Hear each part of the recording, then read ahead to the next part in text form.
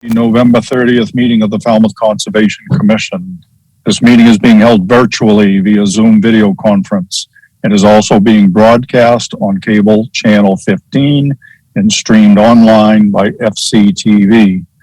As this meeting is being recorded by Zoom and broadcast by FCTV, please be cognizant of what you say, how you say it, and what can be seen and heard in your background. I'd like to thank our staff for their continued support to this commission and their diligence assisting applicants. We are missing two commissioners at the moment, but we have quorum, so we're moving forward. I'd like to remind you guys that for commenting, I'll call on each of you at the appropriate time. Please refrain from speaking over each other. Also, all votes will be done by roll call. When I call your name, please state your name and your vote, even if you've made the motion or the second. To our public participants, at any time during this meeting, you may enter any comments or questions via the chat function. At the appropriate time, they will be read into the record. The link and further instructions are located on the agenda. Chapter 107 of the Acts of 2022 regarding COVID-19 allows for full public participation. Therefore, if you'd like to be heard on a specific hearing, let us know via the chat function. Then at the appropriate time, I will call for public comment. When you are selected, you will be moved into the hearing as a participant. As such, you must have your video enabled, be succinct and respectful of others. Public comments will be limited to 3 minutes each. Regarding RDAs, under a request for determination of applicability, the applicant is asking the commission to determine if the provisions of the Massachusetts Wetlands Protection Act and/or the Falmouth Wetlands Bylaw apply to their proposed project. A negative determination is that the provisions of the act and/or the bylaw do not apply. Therefore, the project can proceed as proposed. However, a positive determination means that the provisions of the act and/or the bylaw do in fact apply. Therefore, the project will require a notice of intent application. Therefore, as an applicant, you kind of want to hear a negative determination. For the benefit of anyone waiting for a particular hearing tonight, and so that you're not waiting unnecessarily, the following hearings are expected to be continued. 836 Palmer Ave and 151 T-Ticket Path. And remind you guys, we got a full agenda, so let's try to stay on point. First up, vote minutes, November 2nd, 2022. Mr. Chairman, I reviewed the minutes and I'd move approval as written pending any comments this evening. Patton. Second. Was that the one just to vote, or is that the next one? Sorry? Were these the minutes just to vote? Yes, for November 2nd. Yes. The special meeting? No, doesn't say so. The regular meeting. Jen, do you know where there's a problem in the special meeting? So when we get to it, I'll mention it. Okay. All right, so we have a motion and a second to accept the minutes as submitted for November 2nd. If there's no comments about it, we'll vote. Betsy? Gladfelter, aye. Courtney? Bird, aye. Matthews, aye. Kevin? O'Brien, aye. Steve? Patton, aye. All right, it is unanimous with the existing quorum. We have accepted the minutes of November 2nd. Next up are vote minutes, November 9th, 2022.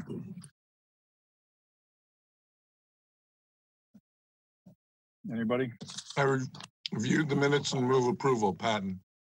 Bird, second. All right, we have a motion and a second to accept the minutes as submitted for November 9th. Any comments? All right, we're voting. Betsy? Gladfelter, aye. Courtney? Bird, aye. Matthews, aye. Kevin? O'Brien, aye. Steve? Pat and I. It is unanimous. We have accepted the minutes of November 9th. Next up, vote minutes, November 15, 2022. This is the one. So Okay, I'll make a motion to approve the minutes, but the only thing that is, the only mistake I just happened to notice when we had to come back to adjourn, and Melissa's name's there and she didn't come back. okay. Okay, so we just take her. Yeah. Okay. So the motion is to accept the minutes as corrected. Correct. That's it. Bird, second. All right, everybody clear on that? Any comments? Right. Uh-oh, we just Okay. lost Steve. Oh, there he is. All Not right. entirely. Comments. Let's see. Oop, we lost him again. No. Seem to have a blinking service here. Yeah, okay.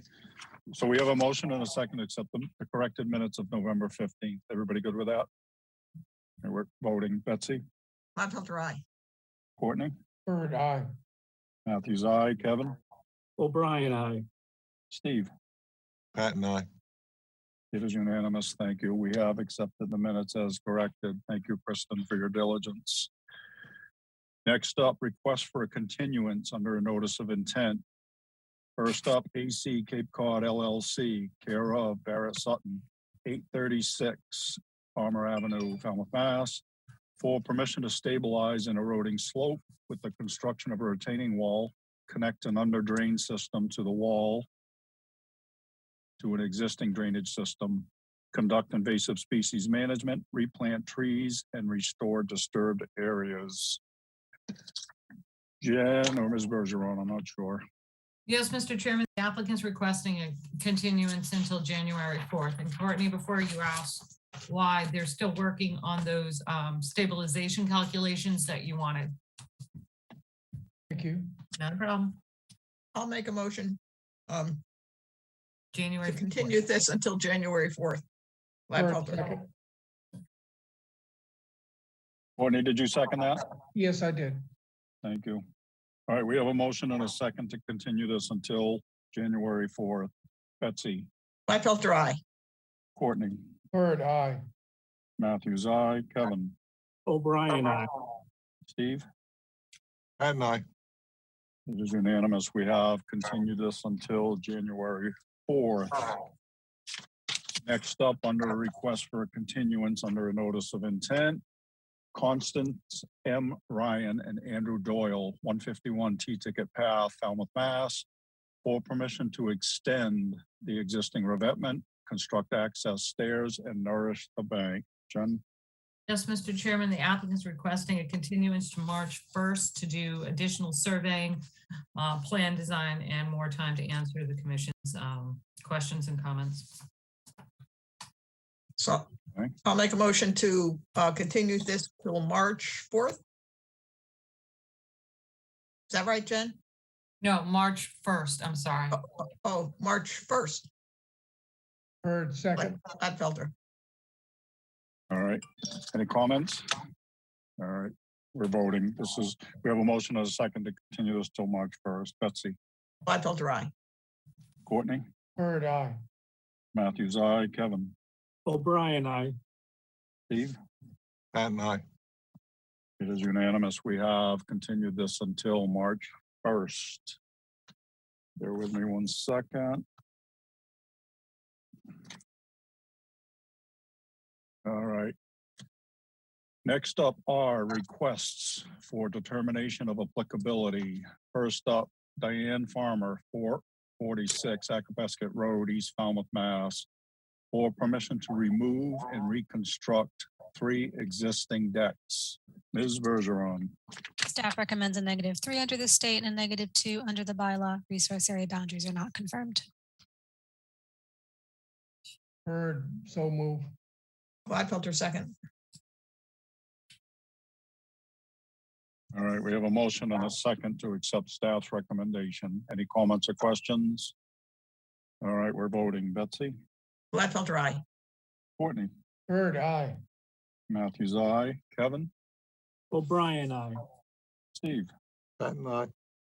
It is unanimous. We have accepted staff's recommendation. Next up, Kerry Galvin, 31 Cotuit Road, North Falmouth, Mass. For after the fact permission to add curbing to the front lawn.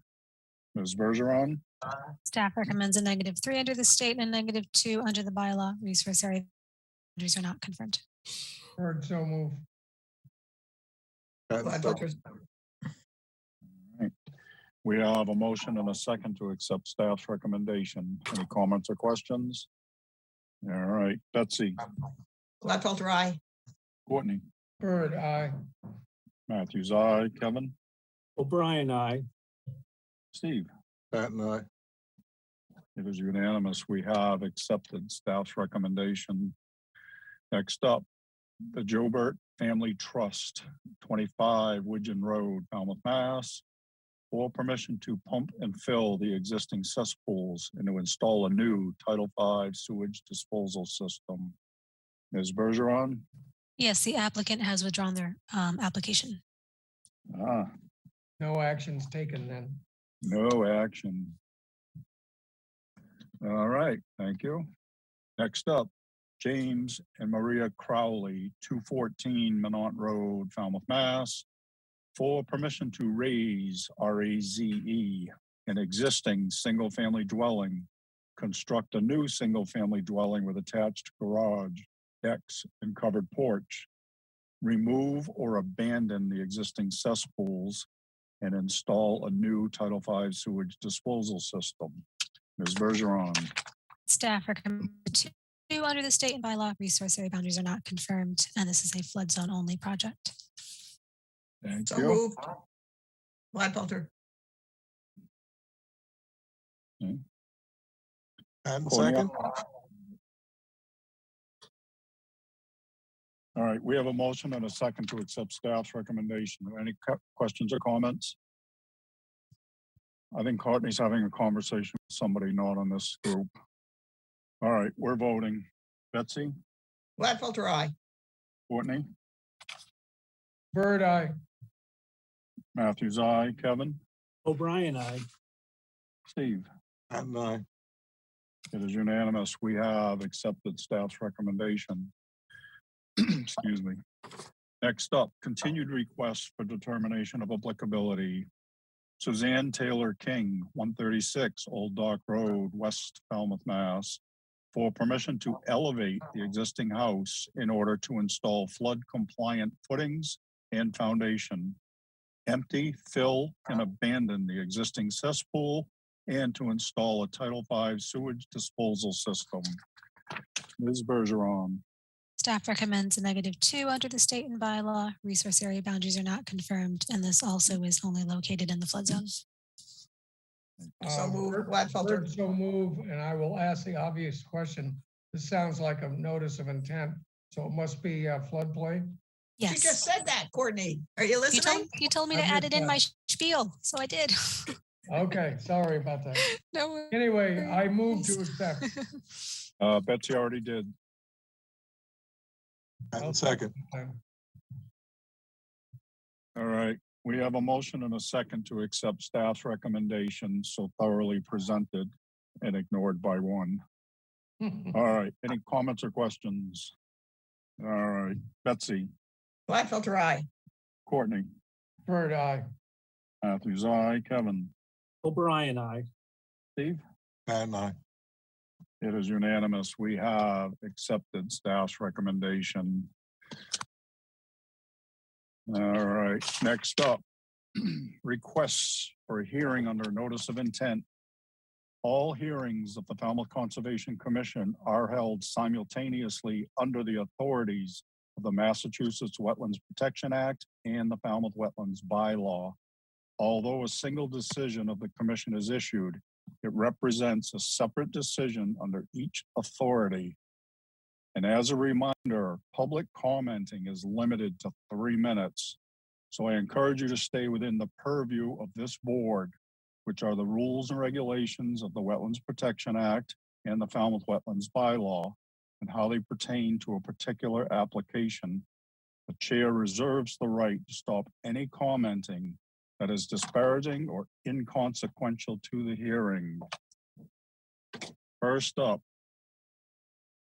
John Liam 85 Green Pond Road, Green Pond Road, Falmouth, Mass, for permission to raise, RAZE, an existing single-family dwelling and to construct a new single-family dwelling on the existing foundation, replace an existing footing, install an underground propane tank, and install dry wells. Jen? Yes, Mr. Chairman, I have just promoted Dave Martin up to present his project. Thank you. Dave?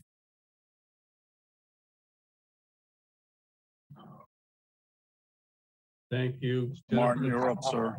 Thank you, sir. Good evening, everyone. Shall I just move right into sharing screen? Yes, sir. Let's see.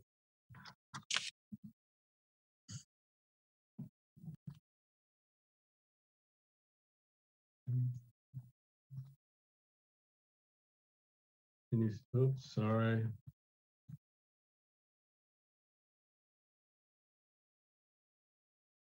Can everyone see that all right? Yes. Quickly walk through the resource area and a few details about the project. We have land under the ocean, salt marsh, land subject to coastal storm flowage. We have a coastal bank that's delineated right through the home. Here is the existing dwelling that we would like to remove and reconstruct on the same foundation. Along this edge of the deck is the footing that's mentioned that needs replacement.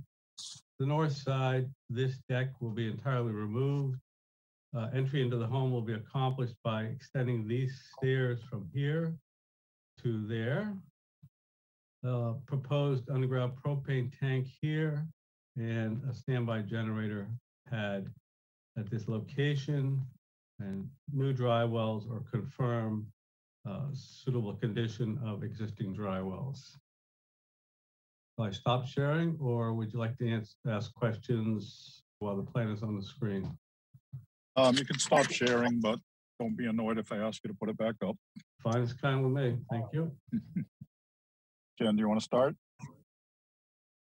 Yes, Mr. Chairman, I'm still trying to help Maury get in, so,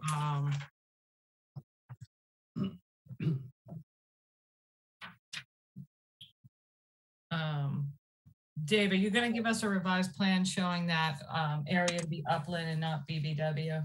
I am. I spoke to Alyssa briefly and you also, and I've committed to do that, and I could accomplish that if you were willing to leave the hearing open for that alone. I could produce that tomorrow. Okay. And what is your your client going to be doing about the kayaks in that area of the marsh? I spoke to my client about it, and I'm told, and I'm sure he's in the audience, that if we have questions for him, you could elevate John Liam Bruno. But evidently there was discussion with Concom staff about kayaks stored in the research area, and he was requested to elevate them off of the ground. So he built a lightweight 2x4 frame that's not anchored to the ground. It just sits there and keeps the kayaks and the paddle boards stacked up on this rack system. Okay. So the board knows you went to the site, you understand where that is. Your client still wants to keep his fire pit and slate patio? Yes, he'd very much like to keep that. I guess in support of that, I'll note that due to the project that I intended to bring before you, there's a reduction in structure of approximately 140 feet. I'm not looking at it. And the fire pit and the surrounding patio with a small path to it is less than the reduction in our structure. So I respectfully request that we might consider using that as equitable currency against that. I'll leave that to the board, obviously, but that's a suggestion on my part. I'm gonna go back to the kayaks. Dave, is there any way they can be hung off the dock itself, on the decking of the dock, instead of having that structure in that little upland area where the salt marsh wraps around it? My recollection of being there was there were something in the order of a half a dozen small personal watercraft like paddle boards and kayaks. Is that true? Is that what you recollect? I actually did not pay a lot of attention to that detail. If that's in fact the case, it's a very small pier.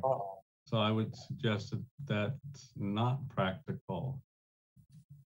Well, I still don't want to see half a dozen small watercraft in a small upland portion of the marsh, because now they have to walk through the marsh to get to that upland portion to bring them back. So see where I'm going with that? Yeah, I do. So it's not a permanent structure, it's portable. Could we consider moving it to a location that's less removed from the walkway, so there's not that foot traffic over the resource area? Yeah, I think that would be best, especially if you're asking to keep that and the fire pit. I think that's a bit much. So I'm going to make a suggestion that we move it to an area to the left of the walkway, approximately halfway down, and that just as a starting point. You're talking about the slate walkway as you're heading past the house? The wooden boardwalk going down to the dock. We could put it approximately, well, I mean, is there a place you would prefer to see it? Out, like, yeah, landward of the salt marsh. She doesn't want it in the salt marsh. If we bring it landward of the salt marsh, we're placing it on the coastal bank. That's much preferable than having it in the salt marsh. So can we table that for 1 minute? I'm not trying to sidestep, but Jen, are there other issues? Because if there's not, I'd ask you to elevate the owner and find out if there's an acceptable location to them. Okay, no, that's fine. I think that's it unless anything, Alyssa has anything to add. And I apologize, Mr. Chairman, I'm trying to get Maury up onto this meeting. Understood. Ms. Bergeron. I had a couple other notes. Thank you. Dave, I know we spoke about it, but I don't recall what you had said. For the BVW, is that now upland or is it still BVW? It's upland, Okay. and I spoke to Mike Paul and clarified that, and that's the revised plan I'll be providing to you very soon. Okay, thank you. That makes sense, Alyssa, because of the cedars in that location. Yeah, I no, did- understood. And I talked about that. We were both sort of unclear because it's such a slight change in elevation, but we're all in agreement, I believe, now. Perfect. Let me see. Just going back to the slate patio and fire pit, being considered a patio, I can think of a couple enforcement situations in which sitting areas have required to have been removed because they're moving closer than the present primary structure. So that's something the board should keep in mind, that we have required those to be removed before. As I noted, part of the boardwalk was replaced in the past few years. So after the fact, permission for that should be requested through this permit. Wasn't expanded or anything. I think it was just replaced. Could I speak to that just as we go along? I spoke to the owner about that. There was an RDA filed to work on the pier and on the posts of the boardwalk. And I think there was a small misunderstanding at the time. The boardwalk planks, some of them were replaced also. But Okay, I can't speak to it firsthand. that's okay. And again, it's permittable. There were several trees removed on site. There are still many left, up to the board if they want to see those replaced, since they are in that buffer area to the salt marsh. A number of them have been topped on site. I know that you have spoken to the homeowner and informed him that that's not okay. um, we can certainly work with him if he wants to do any kind of Vista work in the future. Cedars are exempt from that, but we can certainly try to help with his view there. And there were, as you said, 2 previous RDAs for this site. One of them did require some plantings. And we had briefly mentioned, Dave, that that might be rolled into this just so we can get it on a plan where those plantings are actually going to be proposed and installed. The RDA is still valid till 2024, so he has time to accomplish that. Well, they were approved on the RDA with the plants, presumably in the same area the trees were moved with no particular locations. Could I request that that condition simply get rolled in without a specific location? Okay. And that's all I have. Thank you. All right. All right, commissioner comments. Betsy, Hi, Dave. Hi. When was this house built? I do not know the answer to that. Okay. I mean, I have to say my jaw dropped when I saw how close the salt marsh was. Well, that tells me that it was probably 40s, 1970. I'm receiving from the owner. Okay. And when were the fire pits and patio added? I don't have direct knowledge of that. I believe Alyssa has some firsthand information. Just looking at aerials, it looks like the fire pit itself came, I think it was around 2018, and then the patio and walkway was established. Oh, without any permits. Correct. And my last question, Dave, is where the shower is going to be in the same place? Yes. Okay. And I'm getting a message in from the property owner saying that he'd be quite amenable to removing the slates. Okay. I'm just asking for information. No, but it should come up. So we're trying to, we'd like to work with the commission on this. Yeah. And the last thing is, I thought that was, I'm thinking about new walkways over wetlands. So I thought that was an interesting construction. Again, I don't have firsthand knowledge of what took place at that time. Well, I mean, you saw it though. Oh, yes. Yeah. Yeah. No, it certainly doesn't meet, it would not meet the standards in place today if it were to be constructed today. That's all, Jamie. Thank you. all right. And thank you, Courtney. Dave. Thank you.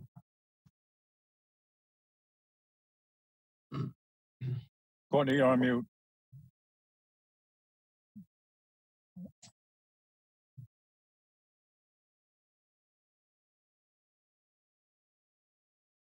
My question is about the foundation. Do we know that's adequate to support the new house? Oh, yeah, I'm so glad you asked. Knowing that in the past that this is a concern of yours, I advised the client to engage the services of Cowan Associates Consulting Structural Engineers. They provided a report, and I made that an attachment to the notice of intent. Their closing statement is, we conclude that the foundation is fully capable of supporting the proposed added loads. I won't read the rest of it. No, that's fair enough. That's my question. The reason I'm focused on that in these hearings is that if turns out that the foundation isn't adequate, it changes the scope of work and requires an amendment. So we'd rather have all of that done ahead of time and saves everybody, you and us, time and effort and angst. Understood and appreciated and agree. Yeah. Sounds good. Thank you. No other questions. One follow-up on that one, Mr. Chairman, is Dave, if this foundation has to be rebuilt, that house has to be pulled 25 feet from that salt marsh. And it's not 25 feet right now, so Let's hope that foundation holds it. That's a new problem. I always do my best to anticipate future problems, but we've had a structural engineer inspect the foundation. I've looked at it. I'm a geotechnical and foundation engineer. Okay, We can't know everything about the future, but I certainly appreciate the fact that it would be a very different circumstance. it will be a very different circumstance if we have to replace that foundation. So just remember that very first reg in that buffer zone. Regs, you. okay? Will do. Thanks. All right. Kevin, No real additional questions. It's just troubling all of the little details that seem to nag at this particular project. But that said, I'm all right for now. Thank you, Mr. Chairman. all right, Um, Steve? Dave has something. I just wanted to go back to Melissa's comments for a minute about the deck closer. Could you review that again? Stevie, the patio down by the fire pit? Is that what you were referring to? Yes, No closer than the primary structure? Or is that the one you were referring to? that was the one I was referring to. Just something that I've seen in the past, these little patios where people sit and look out at the water come up. I can recall some times where they haven't been permitted and the boards require them to be removed. So just Okay. food for thought. Thank you. I didn't see any other deck, but I didn't have any other questions. I think it's interesting site and as usual. Thank you. It's exciting, doesn't it? All right, Dave, did you have something? I don't want to curse myself. I could just let this slide by, but in deference to my respect for Jennifer Lincoln, I would like to ask her to elevate the owner and get a resolution to the boat rack. Sure. She's always good to me. I have to return. Absolutely. I am promoting the owner, Yeah, Liam Bruno, correct? and I'll just remind everyone that I've made a suggestion that we remove the slate and further reduce structure there and ask for permission to leave the fire pit in place with an understanding and appreciation for the fact that this project reduces structure. All right. Mr. Liam Bruno. You're on mute, sir. There you are. Thank you, board, for your time and efforts. As it relates to the boat rack that I built, I thought at the time I was doing the right thing to elevate. Perhaps I could remove a few of them, and if I was to relocate that over to perhaps it seems to be a little bit higher with that. I'll remove all the slate. Could I put it down along that area? Because that seems to be a little bit of a higher area. I would remove probably 3 or 4 of them. I could use that same rack that I have, or I could make something smaller. That would be in a non-salt marsh area, Jennifer, I guess. I do have a bigger one, a paddle board. I'd get sit-down paddle boat. I'd get rid of that. That's about 20 square feet. And it is actually a good call. It's a little bit of a pain in the neck where they're sitting right now. So I would certainly move them if everybody is okay with that. And I'll remove this slate that's around there. It's just sitting on the ground. It's not a fixed patio. I could do that in short order with the approval.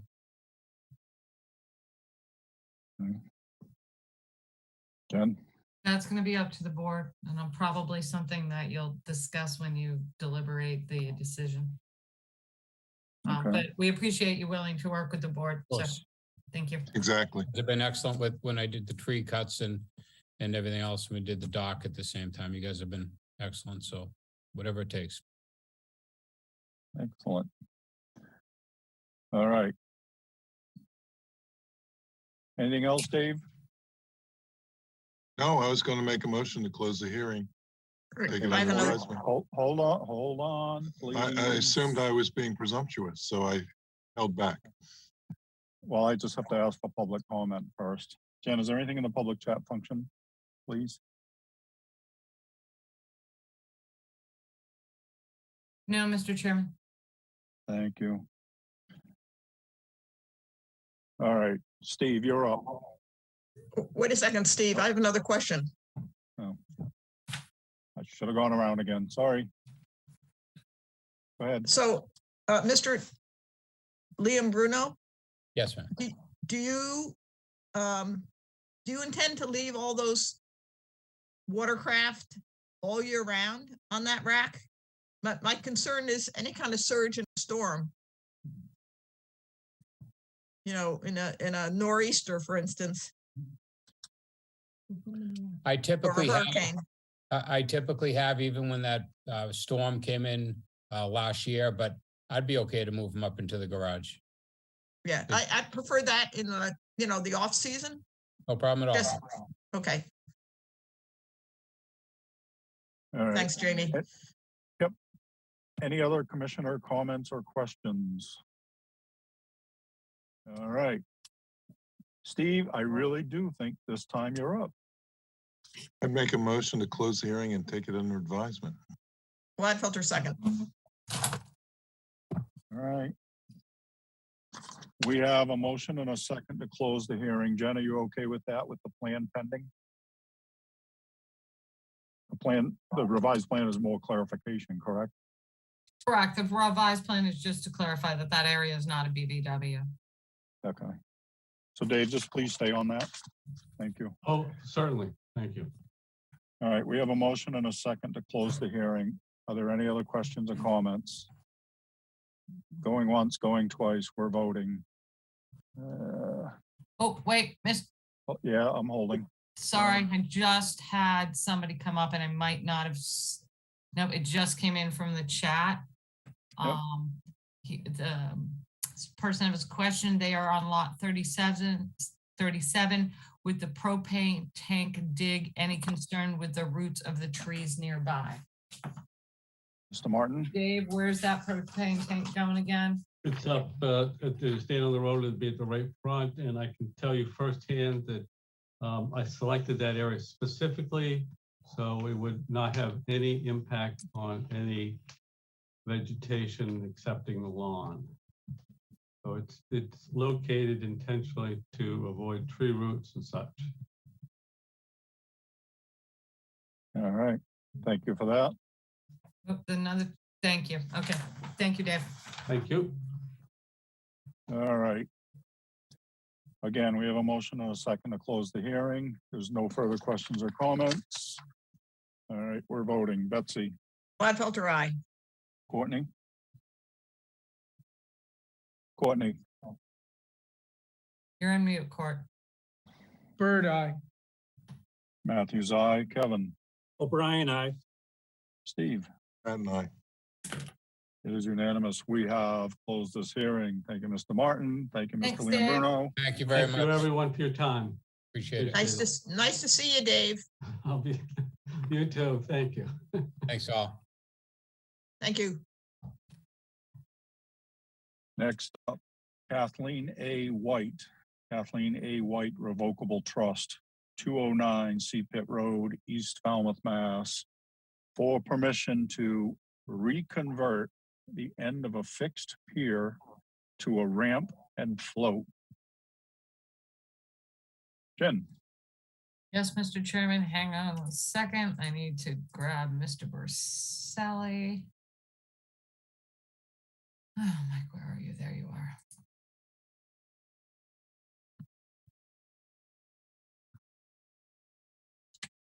Like playing hard to get. No, he's coming. There he is. Just the Zoom's on a lag. I don't know what's going on with it today.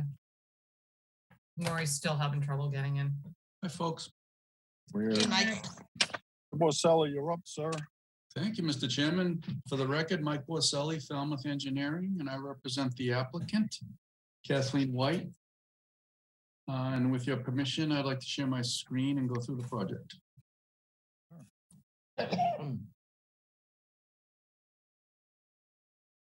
think I got permission. I think he means yes.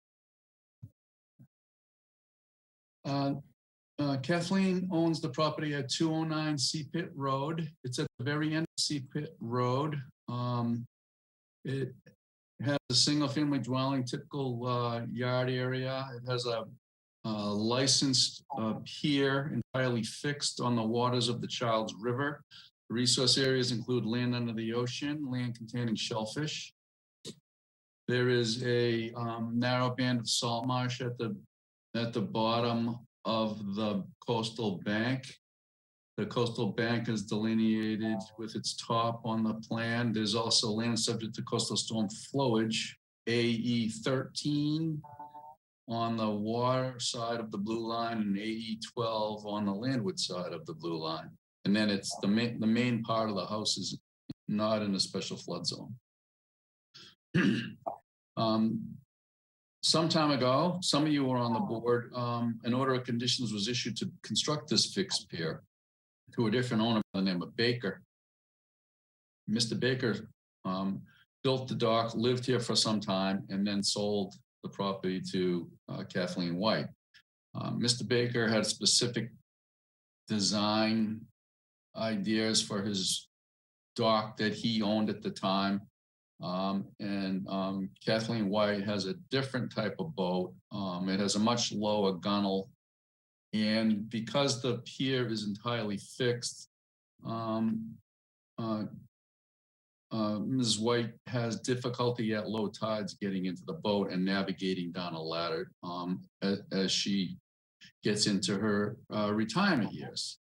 So before I applied for the permit, I had a site meeting with Kathleen and Jen, or maybe Kathleen wasn't there. I know I met Jen out here and we talked about converting, not reconverting, converting the end of this fixed pier to a ramp and float so that at times of low tide, she could navigate easier from the float into her boat. It's a much lower gunnel type boat. Of course, there's a regulation that requires all floats not to get any closer to, at time of extreme low water, than 3 feet to the bottom from the underside of the buoyancy. So the design we're proposing includes reconfiguring some pilings. There's no increase in the number of pilings. They just would be pulled and reset to no longer support a fixed L, but to instead support or anchor in place a float of the same size with a ramp. Again, no increase in pilings, just reset around the float instead of the fixed pier. And a section of fixed pier would be removed. All this work would be done by barge, and the barge would float at all tides, and I would assume that'd be a condition. The float system will be fitted with float stops so that at time of extreme low tide, it will not get closer than 3 feet to the bottom. I've shown a profile view of, I was just showing you the proposed, and here's the existing condition. It's an entirely fixed pier with an L at the end. So the concept is to remove this fixed pier and remove a portion of the walkway leading to the fixed pier, reinstall pilings here, basically, then a ramp to floats in the pilings would hold the float in place with float stops. There's no other work proposed. It's not bigger or longer. It's in the same footprint. And we're hopeful you can issue a favorable order of conditions. And I'm happy to answer any questions. Thanks, Mike.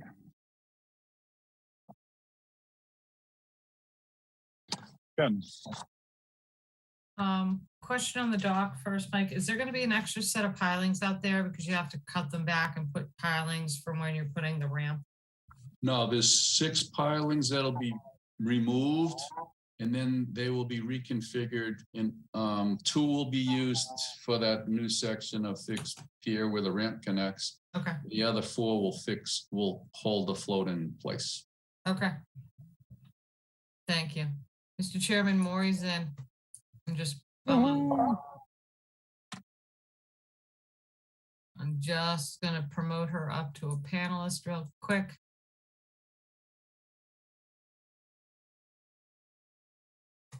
And here she comes. Okay, Mike, second is what Alyssa and I spoke with you about the other day. The old filing, there appears to be some mitigation or restoration plantings that were removed from an old filing and replaced with hydrangeas. So that'll probably have to be remedied. Yeah, I had no knowledge of that. I was gonna suggest that we have a site meeting and I file an RDA and work with the owner and restore We'll that. probably condition it within this order. So if you want to continue and we can discuss it, we can do that. If not, you know, we'll probably just condition that. And then the staircase that's out there, that wasn't permitted, that the property got a COC in 2008. The staircase showed up in 2009. And then the note that Alyssa had with some concerns about what the vegetated buffer looked like. There's no saplings, which is very unusual to see. So it appears that it's been altered over time. So just, you know, advise your client if they want to remove any saplings to apply for a VISTA permit. Yeah, absolutely. I don't think the new owner has, I don't think she's done anything since she's moved in. I think she's certainly willing to do whatever it takes with the plantings that appear to have been swapped out with some hydrangeas along the house. So I would hope you could issue it a order and make it a condition, and then we could work with you and the owner to figure out how to substitute out and put native plantings back. Okay. That's all I have, unless Alyssa has anything to add, since this is her report. Ms. Bergeron. I have nothing to add. Thank you. Hi, Maury. Maury, have you heard enough on this project? Okay. I'm going to leave you off this quorum then. I dodged a bullet. Yeah, you did. Thank God for bad weather and bad computer. Mike sabotage. Hey, all right. Commissioner comments. Kevin, we're going to start with you. No comments, Mr. Chairman. Thank you. Steve. Thank you. I like these projects where the engineer, the owner, or the staff go out, take a look at this and solve the problem, and it appears we've done that. Thank you. Betsy. I have no questions. Thank you. Wow. All right. Courtney. I concur with Steve that this is well thought out. Very interesting solution to a problem. Thank you. Makes everybody's life easier, doesn't it? All right. Jen, is there anything in the public chat function, please?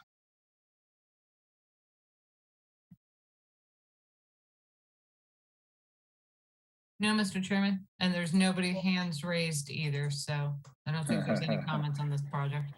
I'll make a motion to close the hearing and take it under advisement. Gladfelter And second. All right, even though we have a motion in a second, I'm still going to ask any further comments or questions from the commission. All right. Actually, I do have a question, and it's to Jen. Sorry, well, it's not actually about the project. It's interesting to be at different sites. The question is, and maybe Mike knows this too. I know you're going to put stops so it won't go down to the bottom in low tide, but what's the maximum tidal range here? I mean, obviously there could be a surge, which would make it higher. Right.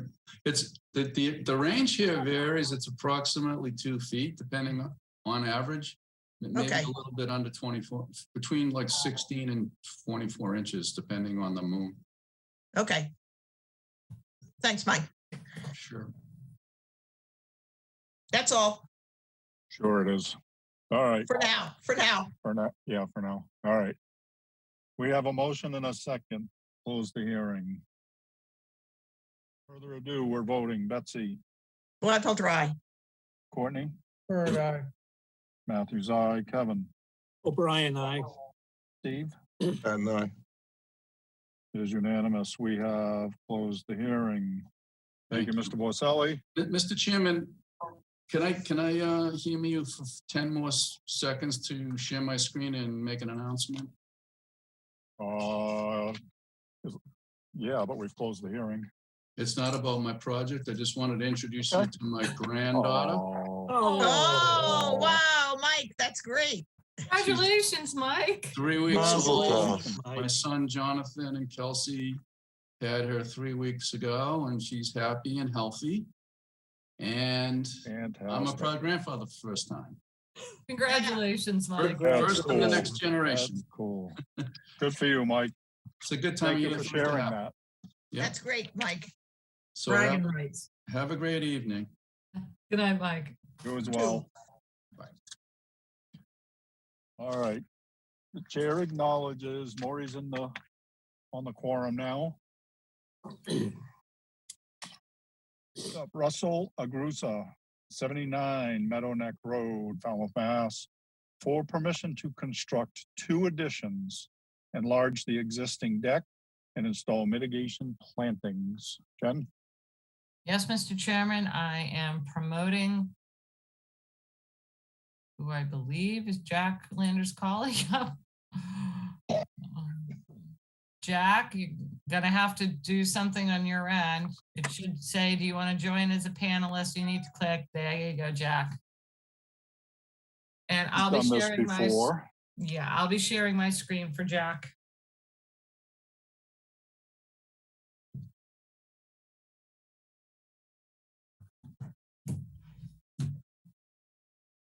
Come on, Jack. Can you hear me? Video. Yes, we can hear you, Jack. Okay, good evening, Mr. Chairman, board members, and staff. For the record, my name is Jack Landers, Can't see him. civil engineer. Can you hear? Jack, do you have Jack, can you, your video on, please? Why isn't it on? Board chat. There you go, Jack. Okay, good evening. Well, let's begin. Can you hear me? Yes. Good. For the record, my name is Jack Landers Colley. I'm a civil engineer in private practice. And I've been retained by Mr. Agruza to prepare the plans that are before you this evening. Now, what I would like to do is I'd like to see if I can bring the plan up myself and share my screen. If that fails, then I believe Jen will assist me. But let me Jack, give you it a just shot. let me know because I'm ready. Okay, give me a moment. Okay. Can you see that? No. Nope. No. Oh, my word. I can. I type here to search. Okay. Let me, well, unfortunately, then I think, Jen, can you put it on the screen? I got it up for you, Jack. Okay. Can everybody see that? Yes. Okay. Okay. Give me a moment. Oh, my word. Okay. Before you this evening is a lot that is approximately 3.5 acres in size. What you see on the screen right now is the southern third of the property.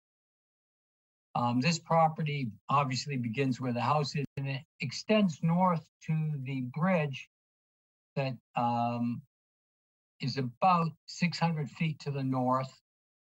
And obviously Meadow Neck Road crosses it. To the west, and shown on the plan, is an extensive salt marsh which we located, and it was flagged some time ago. And that too extends to the north until it converges with the upland and then terminates just south of the abutment of the bridge. We have been asked to propose a plan that shows a three additions: a garage, approximately 280 square feet in size to the south side of the lot, or the south side of the building, I mean.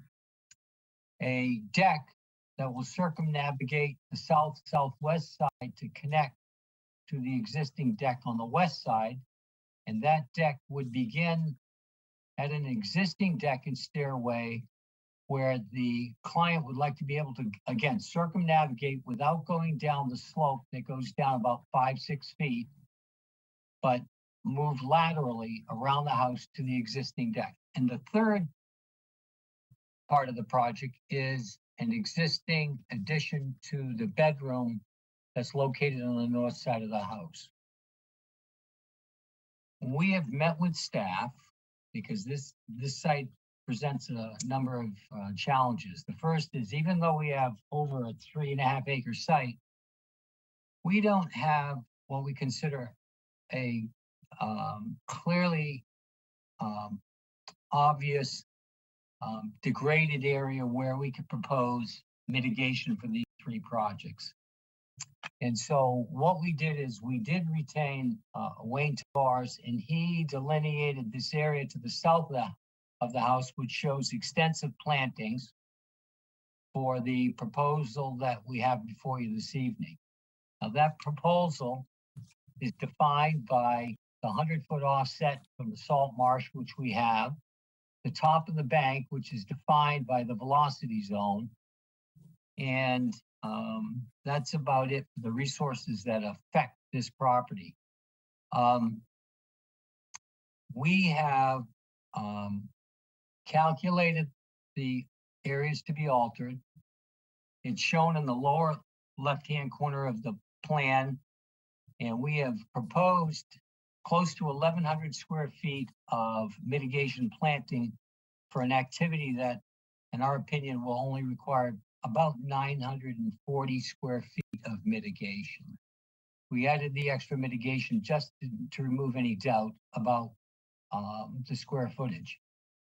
That proposed mitigation area that we've depicted is 10 feet away from the proposed structures as prescribed and required by the local regulations, and is inclusive of the 3-to-1 ratio for the garage and the 3-to-1 ratio for portions of that deck.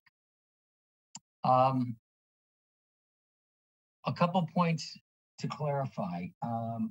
The staff asked us to calculate those areas that are in the velocity zone or within 25 feet of the velocity zone or the local velocity zone regulation. We calculated it. It's not on this plan, but I am going to provide you a revised plan that shows those calculations. We calculated 14 square feet to the west of the bedroom. We calculated about another 165 feet where the deck wraps around the building. And we also calculated a corner of the proposed bedroom where there's an overhang, as in the velocity zone. The total of those three areas is 215 to 220 square feet. As you're aware of, you have regulations on the upgrading of existing structures if they are within the velocity zone or within 25 feet. We think the proposal that's before you is consistent with your regulations. I think the staff report shares that same feeling. I won't speak for them, but I believe the staff report is consistent with what I just presented. There's a couple points I have to make. One is the staff report says that we're going to remove 2 trees. We're actually going to remove 3, and they're in the vicinity of the garage. And I think it was just a Scrivener's error because we're removing 3 trees And we're proposing 2 dry wells, not 3 dry wells. So I just think that the staff probably transposed those 2 numbers. And the staff report also depicts the square footage of mitigation and the type of plants that we're going to use. They're referenced not only in the site plan, but also in the report. If you have any questions, I'd be happy to answer them. Thanks, Jack.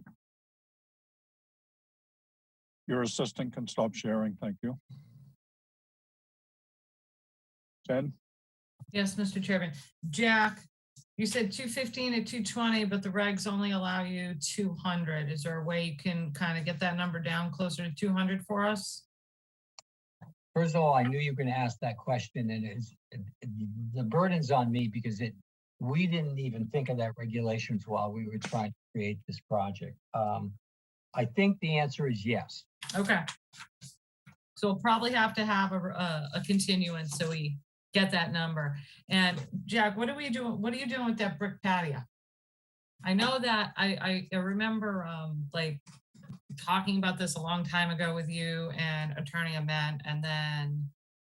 Well, originally we wanted to try to get credit for the. Oh yeah, but you're not getting credit because it came in after. Yeah. Yeah. Okay. Staff didn't agree with us, and so we eliminated that. The utilization of that area is part of our mitigation. Is it remaining or are you removing it? I think unless there's a compelling reason to remove it, my client at this moment would like to keep it there. If it's something that the board cannot accept, the client will remove it and plant it with suitable cultivars. Okay. It just wasn't, we don't have any permits for that for the board. We just don't have any record of it. Okay. I think that's all I have unless Alyssa has anything to add. I think there's a couple of boats that we saw in the aerials that are being stored by the water that make your client aware. We're not quite sure if they're your clients or if they're just neighbors. We advised them quite a while ago to remove any structures that were there. Okay. So I don't know. It could be a neighbor. Alyssa, anything to add? Yes, so just to go off to your point, since that area is a velocity zone, it would be prudent to remove any kayaks if they did belong to the homeowner. Just above that, I mentioned I don't know if it's a platform or a float, something that's by the marsh near the home. Considering the property lines, I'm not sure whose property it's on, but that is also a velocity zone. And then Jack, just a quick question on the mitigation planting area. Are the ornamentals in the area proposed to stay and then the mitigation will go around them? I wasn't quite sure how we came up with the number there. I couldn't remember. The goal was to remove those invasives that I think we specified in our plans. And I didn't ask that question. Would the ornamentals stay there? I think I think I can provide you that answer at the next meeting. Because I don't know if there'd be a conflict with trying to put in the plants that we propose as well as keeping the ornamentals. Okay, perfect. Yeah, I asked that only because in our handy dandy plant calculator, I think you might be short by a couple plants, but considering there are trees being proposed as well, I'm just trying to have a better visual of what we're working with. So if you can come up with that answer, then we can go from there. Certainly. Thank you. That's all I have. All right. Commissioner comments. Steve, we're going to start with you. Thank you, Mr. Chairman. My comment was only concerning the access from the driveway to the addition garage, but it seems clearer to me right now. But is there any addition to the driveway space? We don't think there needs to be. Okay, so fine. It looked like right now there's existing stone driveway just to the east of the proposed garage. So I don't see the necessity of increasing the driveway at all. That's a good idea. Other questions? Mr. Chairman, I you. promoted Attorney Ahmed up. He had his hand raised and he is a representative of the client. Hello, Bob. Hi, good evening, board members and staff. I just wanted to add one comment. It relates a bit to the brick patio question. There is no permit for it, but from all we can figure out, it's been there for a very long time, well before it was, the property was purchased by the present owners. We don't know, we can't prove whether it was there when a certificate of compliance was issued for the original work. But I do want to note that the original permit allowed 1,000 square feet of lawn between the house and the street, and that was never installed. And in deciding what to do with that patio, hopefully you might take that into consideration.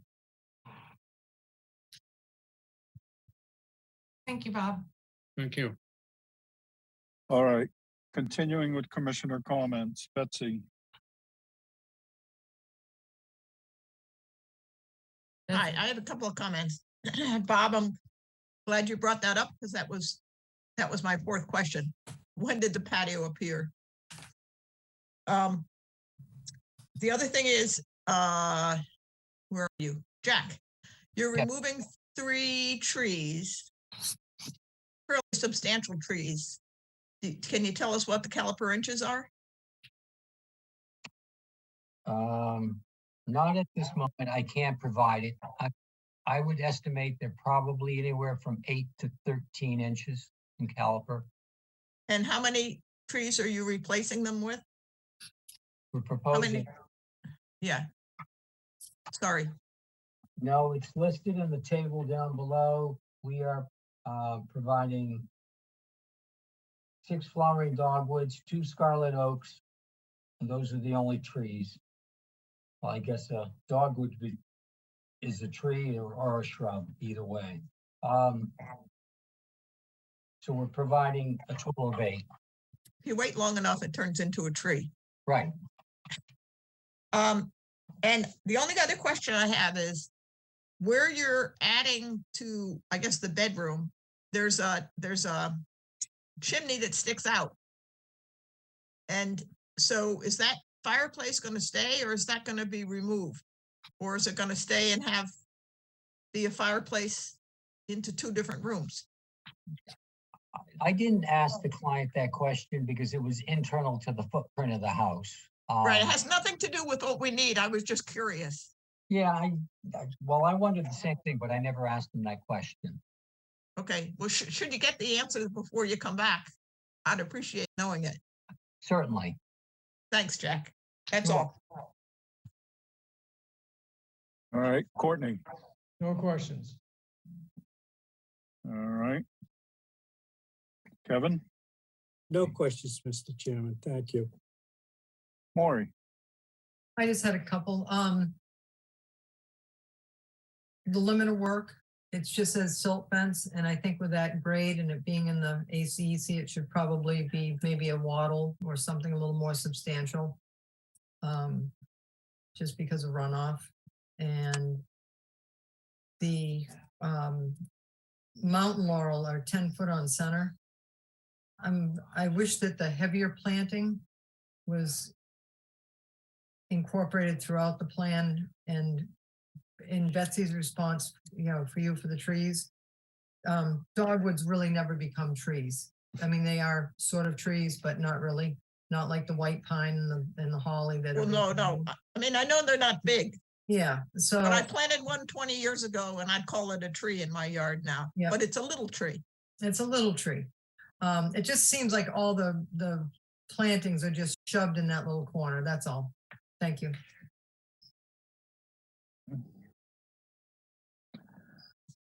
All right. Jack Well, if I can or Mr. respond, in terms of the silt fencing, we will add wattle in addition to the silt fence, Mr. Chairman.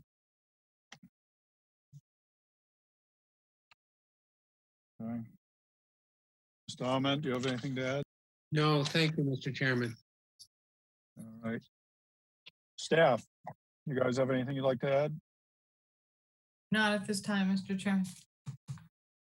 Okay. Commissioners, any further comments or questions? No, thank All right, what are we looking for? There is something in the chat, Mr. Chairman, though. Alright. It just says, I think that they're trying to answer Betsy's question. The plan was to keep the fireplace and incorporate it into both rooms. Oh, that's nice. Okay. On that note, is there any Thanks. other public chat? That was it for this one, Mr. Chairman. Thank you. All right, Make a It's your motion pleasure. to take it up. Oh, No, we need a continuance. So Jack needs to, Jack, Yes, you need a continuance to provide us the caliper inches, where the ornamentals are staying, and you got to reduce that square footage in the velocity zone. We have a very light meeting on December 14th. Do you think you can get me that plan by next week? yes. So is it just So December I 14th? request a continuance to December 14th. Thank you. Thank you. thank you, Jack. All right, Go for can I it, have a Kevin. motion? make a motion to continue this until December 14th. Bird second. All right, we have a motion and a second to continue this hearing until December 14th. If there's nothing further. Voting, Betsy, Gladfelter, aye. Courtney, Bird eye. Matthews, aye, Kevin, O'Brien, aye. Maury, Carla Hawks eye. Steve. you. Aye. It is unanimous. We have continued this until December 14th. Thank you, Jack. Thank you, You're Bob. welcome. Thank you. Have a good evening. Bye, Jack. Good night, Bob. Good night. Bye, Bob.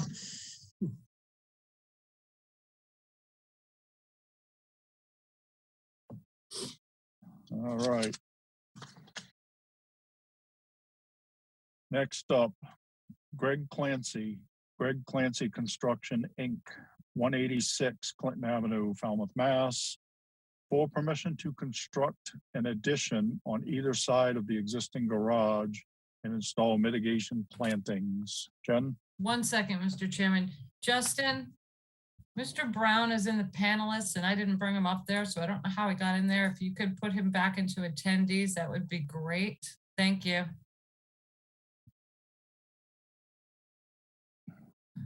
And then, Mr. Chairman, I have to find. Hang on 1 second. Doing this as fast as I can.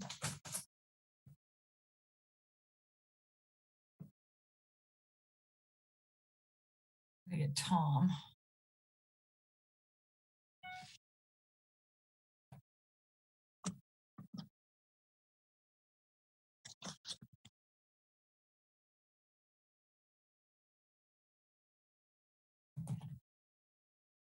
Tom, you're up. Yes, I am. Thank you. Mr. Bunker, you're up, sir. I'm up. All right. For the record, my name is Thomas Bunker with BSS Design, professional land surveyor. Prepared this plan for Clancy Construction. And if I may, I will share the screen and show you some pictures. Yes, you may. Thank you.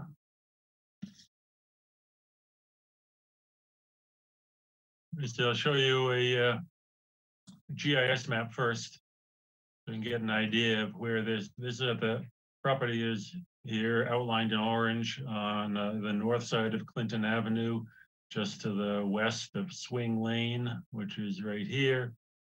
You go down, this plan just catches a little bit of the outer end of Falmouth Harbor in this location. So that's the nearest, well, it's the nearest shore, seashore, but there is a wetland. Here's isolated wetland on Swing Lane in this location, and the entire property is in the flood zone. The subject is here. This is a condominium building, which I think there are 4 units. There are currently 2 garage bays in this building here, and the plan is to add 2 garage bays, 1 to each side of the existing garage building. Here is our plan. It's a different orientation, but the I can show you the existing building at the time of construction, which was probably in the 1800s or early 1900s. I'm not sure. It was built up on a little berm before they'd ever heard of a flood zone, but it was built up anyway.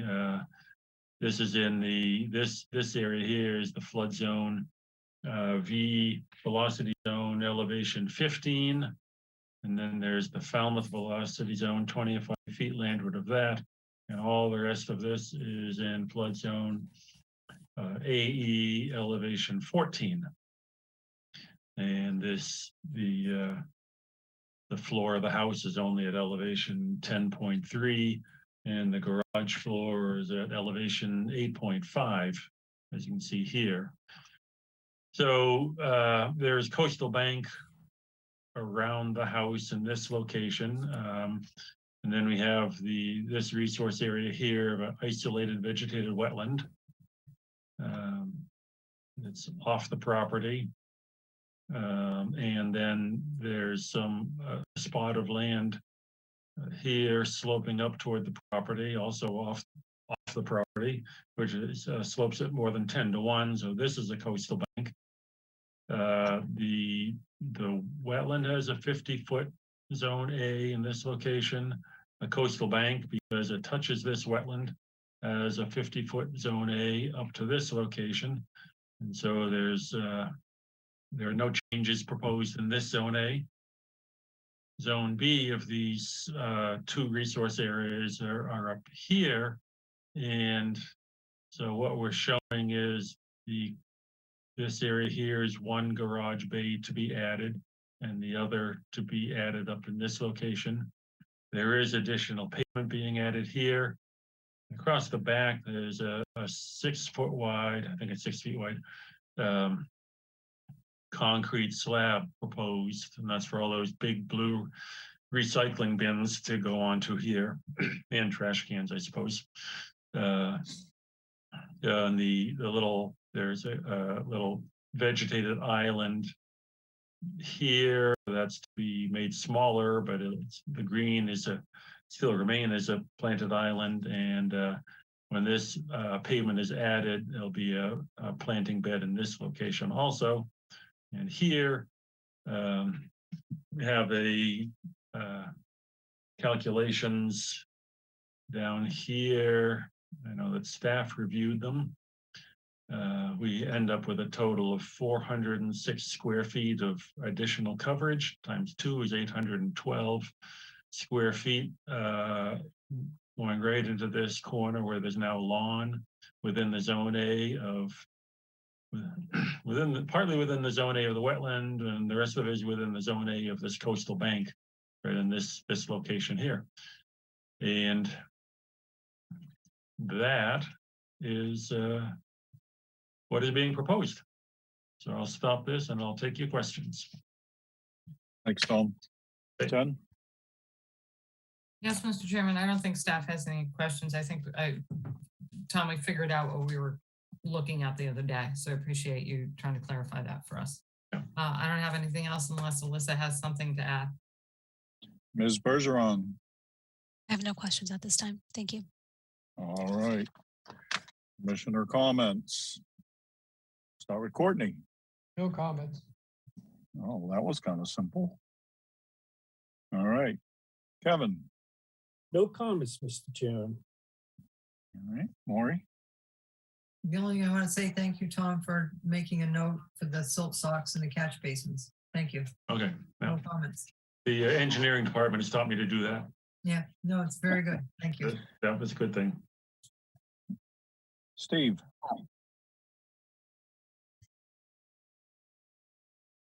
No questions. Okay. Betsy? I also have no questions.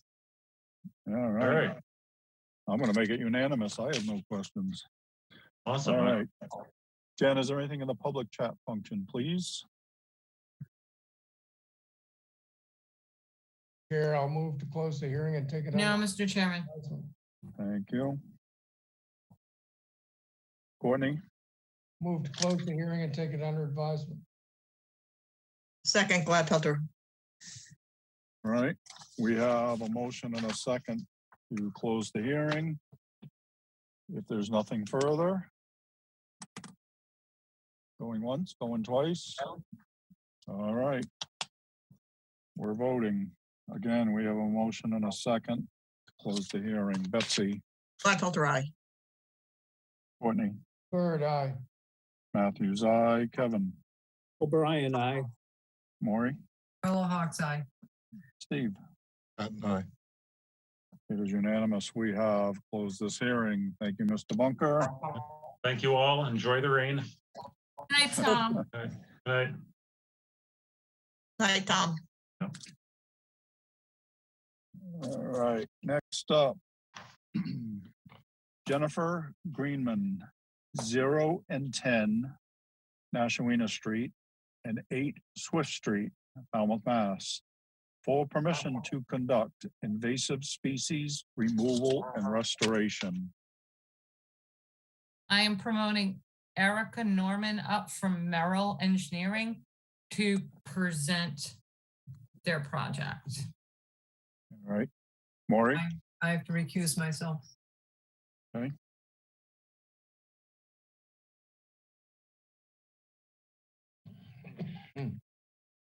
Erica, you're up, ma'am. Hey, can you hear me? Yes. Yes. I am Erica Norman from Merrill Engineering. I'll be presenting the project on behalf of the Greenmans. Let me share my screen.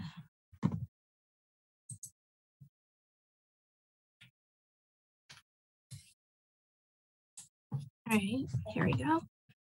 So the proposed project is an invasive species removal and restoration on the coastal bank in the upland area along the existing granite seawall, which is the length of the entire property. Currently, 95% of this restoration area is invasive species.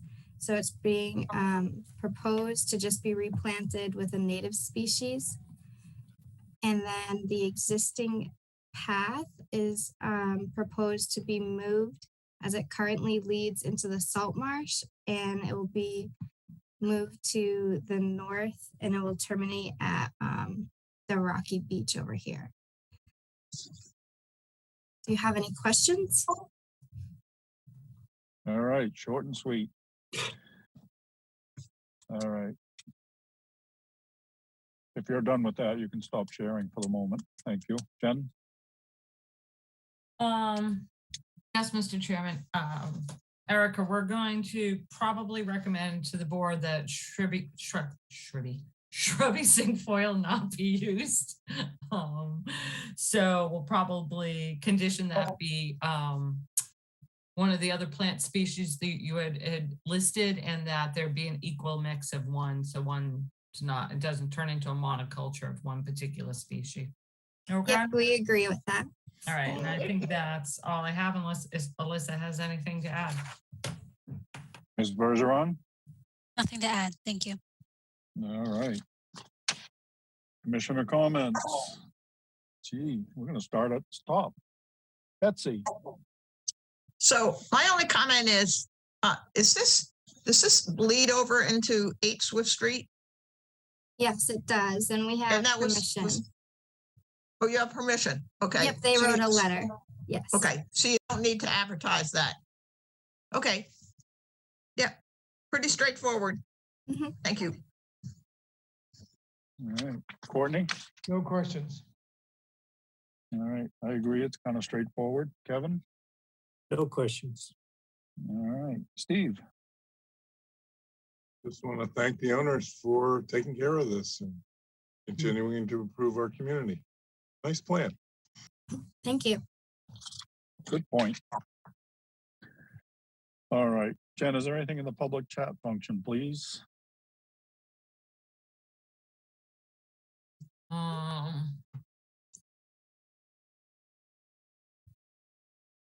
Not at this time, Mr. Chairman. Thank you. All right, are there any other comments or questions from the board? From the staff? Erica, do you have anything you'd like to add? Thank you. Smart. All right, I'll make a motion to close the hearing and take it under advisement then. Bird, second. I like that. Erica, you can come back. You can present again. We like this. She'll All be right. presenting later this evening. Yep, a couple down. I'll be back. We have a motion and a second to close the hearing. If there's nothing further. All right, we're voting. Betsy, Gladfelter, aye. Courtney, Bird, aye. Matthews, aye. Kevin, O'Brien, aye. Steve. That and I. It is unanimous. We have closed this hearing. Thank you, Erica. Thank you. Thank you. It's howling at my house right now. Oh, keep it there. What? Must be Go over the bleeding down to situation. Maury. All right, next up are continued hearings under notice of intent. The first two have been previously continued earlier this evening, which brings us to Mario Kula and Josephine D'Angelo, 9 Sycamore Street, Falmouth, Mass, for permission to raise RAZE, an existing single-family dwelling, and construct a new single-family dwelling on pilings, to remove an existing shed, and to construct a utility platform and a gravel driveway. And just of note, this project is in a flood zone issue only, and zoning and building issues are not in our purview. Jen, Yes, Mr. Chairman, I have promoted Raul from Cape and Islands to present the project. Hi, Raul. welcome. Raul, see, you're muted. Doesn't look like you're muted, but we can't hear you. Still can't Nope. hear you.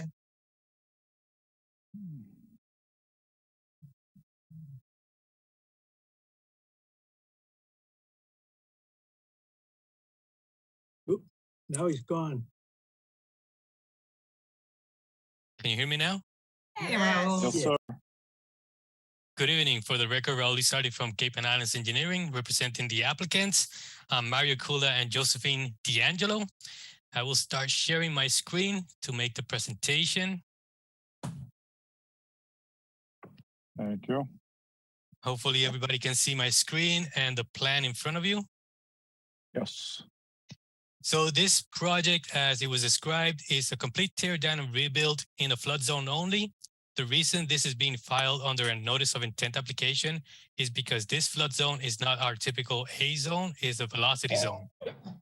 The entire property is in the velocity zone, and the existing house does not meet flood zone requirements. So the new house has to be built to the current building codes, which is building to the standards of flood prevention and flood protection. So this house is going to be elevated on columns or piles. And the first floor is more than 2 feet above the elevation 15 of the velocity zone. The bottom of the horizontal structural element is going to be 2 foot above elevation 15 at elevation 17. The existing property has been developed as a residence since the 1940s. And looking at the aerial images from the town of Falmouth websites, the house and the shed has been in existence since the 1950s based on those plans or those maps. The lot is roughly less than 3,000 square feet, and the proposed house is occupying approximately a third of this lot. It's slightly less lot coverage than the existing house and the shed, but roughly the same, a third square feet. There's going to be a new driveway for garage, not garage, but for parking underneath the first floor of this house, since it's going to be elevated. So the parking is going to be within the driveway and underneath the house. The project has to go before Board of Appeals because it does not meet front setbacks and one of the side setbacks. But that is something that's not for this board to discuss much further. But it is being filed with CBA, and we just have this first hearing. It was continued previously from a couple of hearings ago because the applicant was trying to negotiate with the neighbors to try to get a variance closer or a special permit that allows the house to be closer to one of the property lines. But that agreement never came to fruition. So the project was revised to show a 10-foot setback to one side, which is conforming to zoning, and a 5-foot setback to the opposite side, which does not meet zoning, but it is still an improvement from the existing 0.6 feet setback, which is less than a foot of setback. There is proposed leaching trenches for collection of roof runoff. Groundwater is roughly 4.5 feet below grade. So we can't put a nice deep leaching pit or dry wells. So we're doing this management with leaching trenches to also collect runoff from that little portion of the driveway that's in front of the house. It's a simple project, but it is in a velocity zone. And if there's any questions, I'll be happy to answer. Thank you, Raul. Jen. Thank you, Raul. Couple questions, Raul. So we've had a couple of butter concerns about the pilings. Are these going to be traditional pilings, or are these going to be like the helical pilings you're proposing down like Spencer Bear, that property down there? This is a spread footing with columns. So the footing goes 4 feet below grade to roughly elevation 1.5. And then the columns get built on top of that spread footing. Okay, so it's not the helical.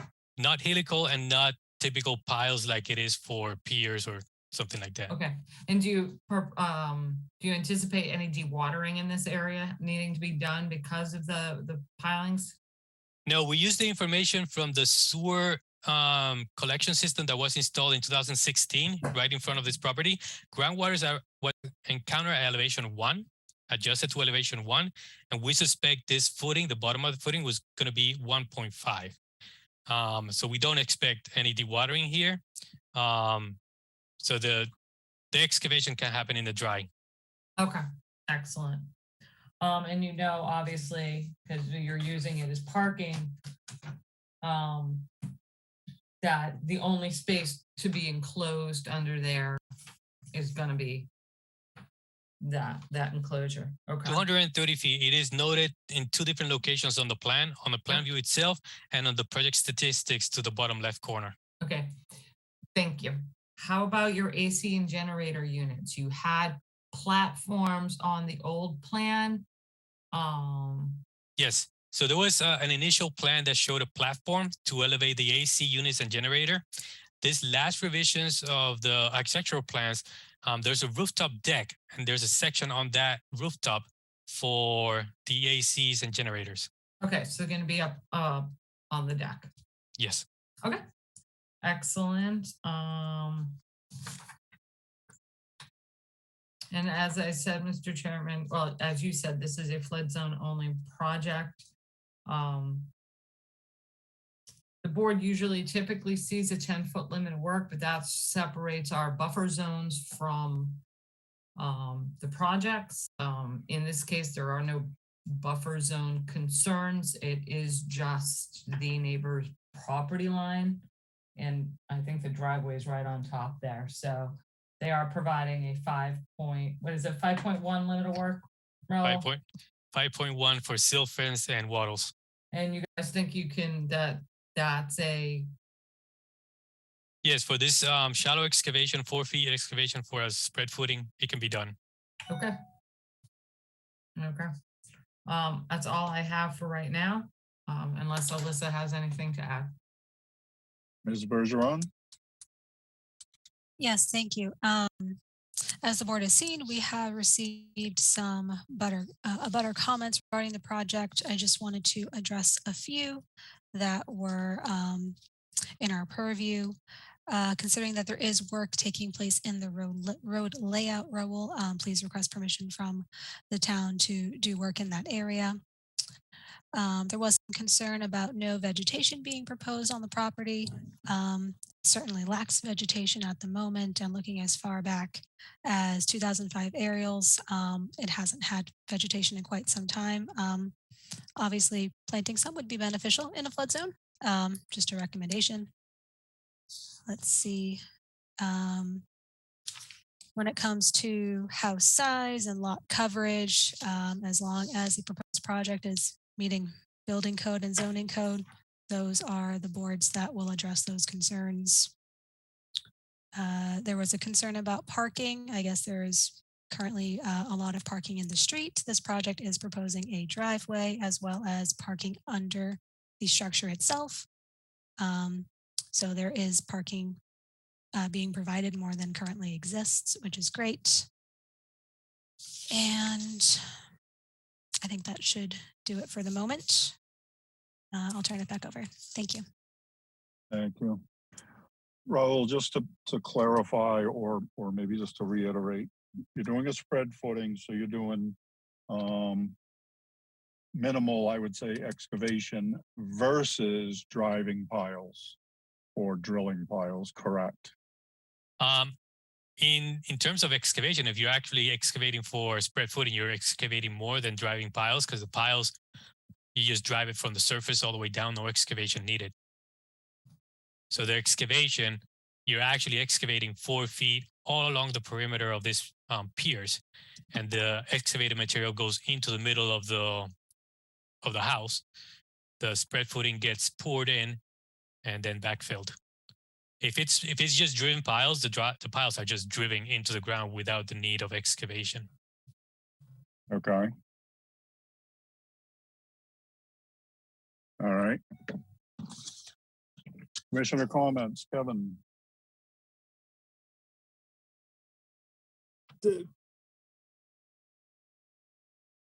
Okay, no comments, Mr. Chair. No questions, Mr. Chair. All right, Maury.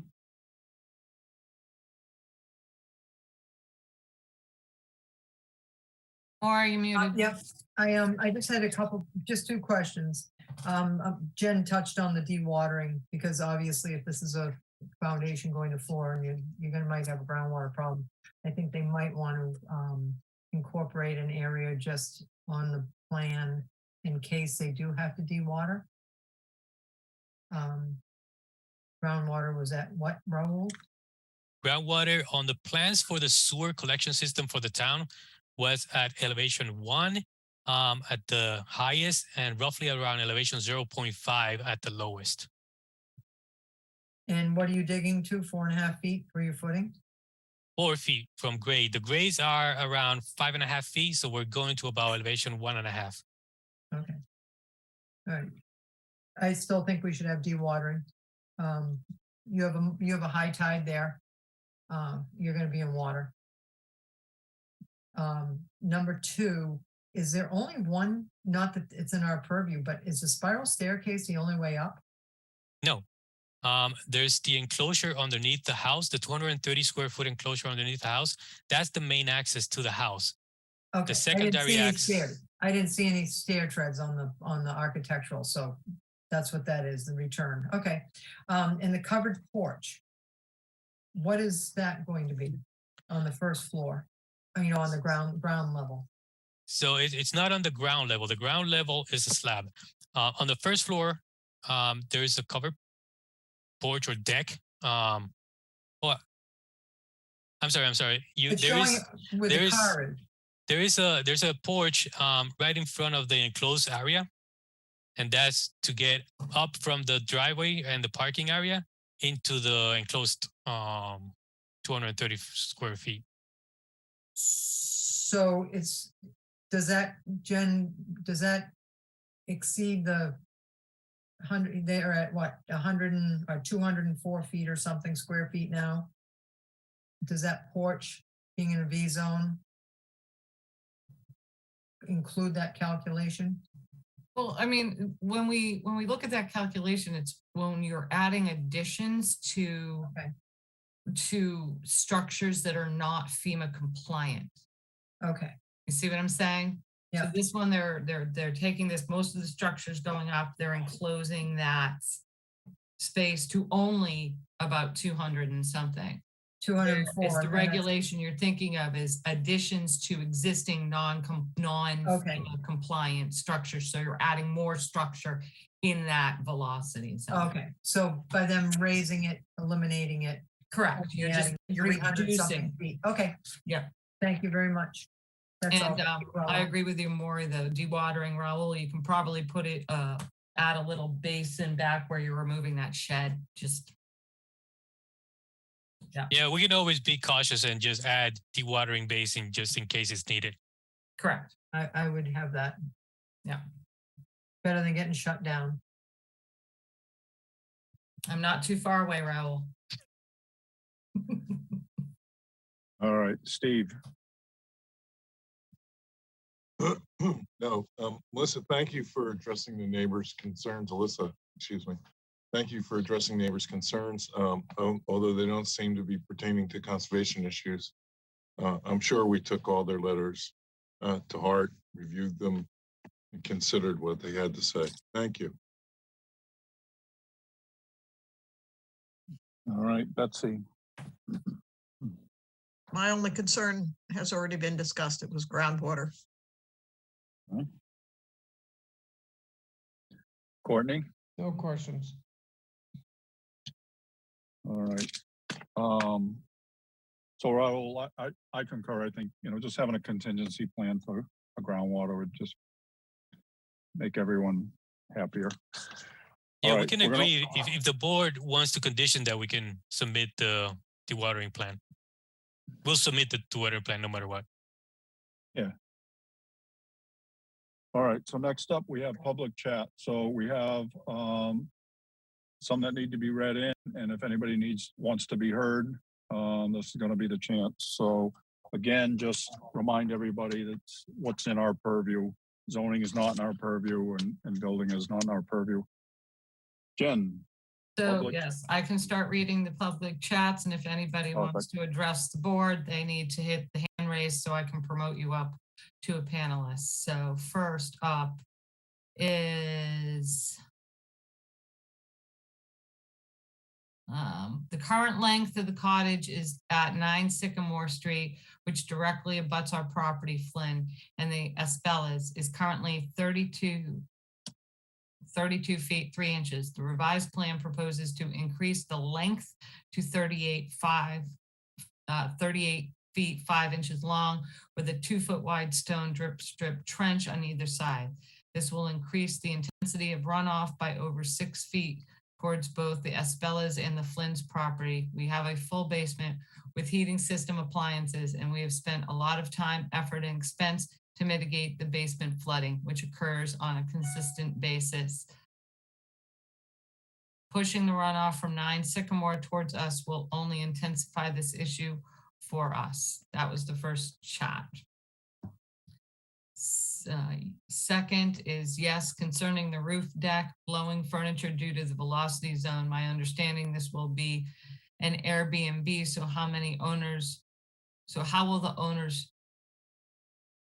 I think they mean ever manage furniture removal for incoming storms? I think that they mean also there is currently no room from street to front of house to allow 1 full car length. Also, the yard is raised from the street currently. How will the driveway be made? That's a question, Raul. So what is the driveway going to be made of? Oh, you want me to answer now? Yes.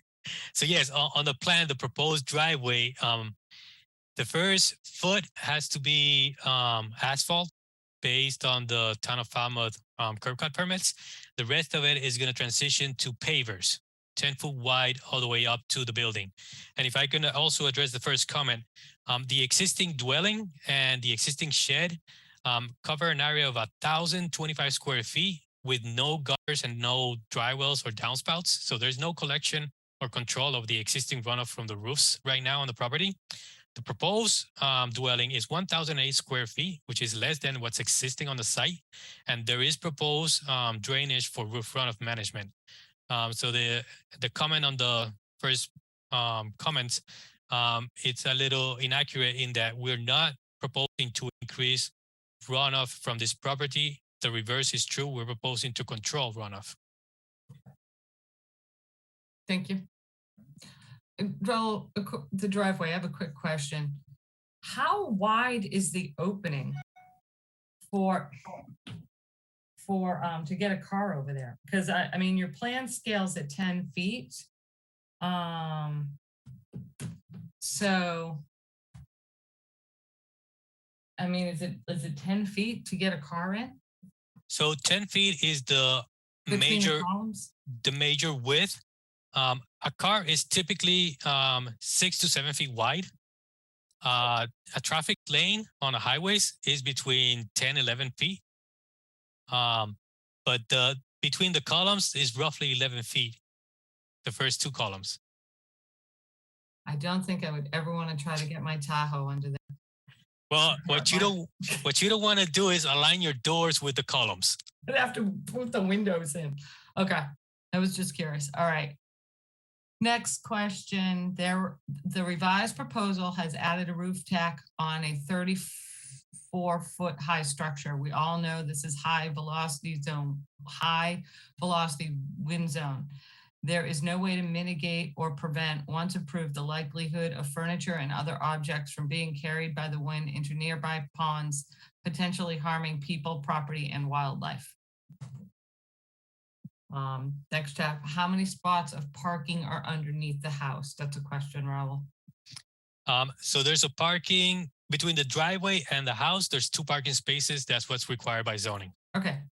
Currently, you can only park 2 cars to the left side of the house towards Flynn's home. The setback currently would not allow more than 2 parking spots if parked tandem, so there would not be additional parking on site.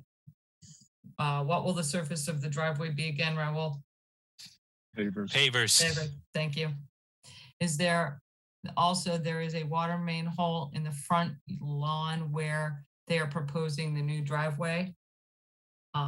Yes, there will be water when digging the post, as there was when the town installed the septic system. So I think people who live there, Raul, know that there might be a dewatering issue. So that's something you're really going to have to stress to the contractors. Right, but something I want to say is that when the sewer system was put in, the sewer was in groundwater. The manholes were in groundwater and the sewer collection was in groundwater. So there was dewatering for that particular project. Yeah. So you're going to probably have dewatering. So again, make sure the contractors are aware of that. And then this comment says they would appreciate the comments being read into the record. Per the driveway, it is currently lawn. Stone pavers are non-porous materials, so point pollution will not be absorbed and will run into the street and the water table. Point pollution is direct pollutants from vehicles, non-point.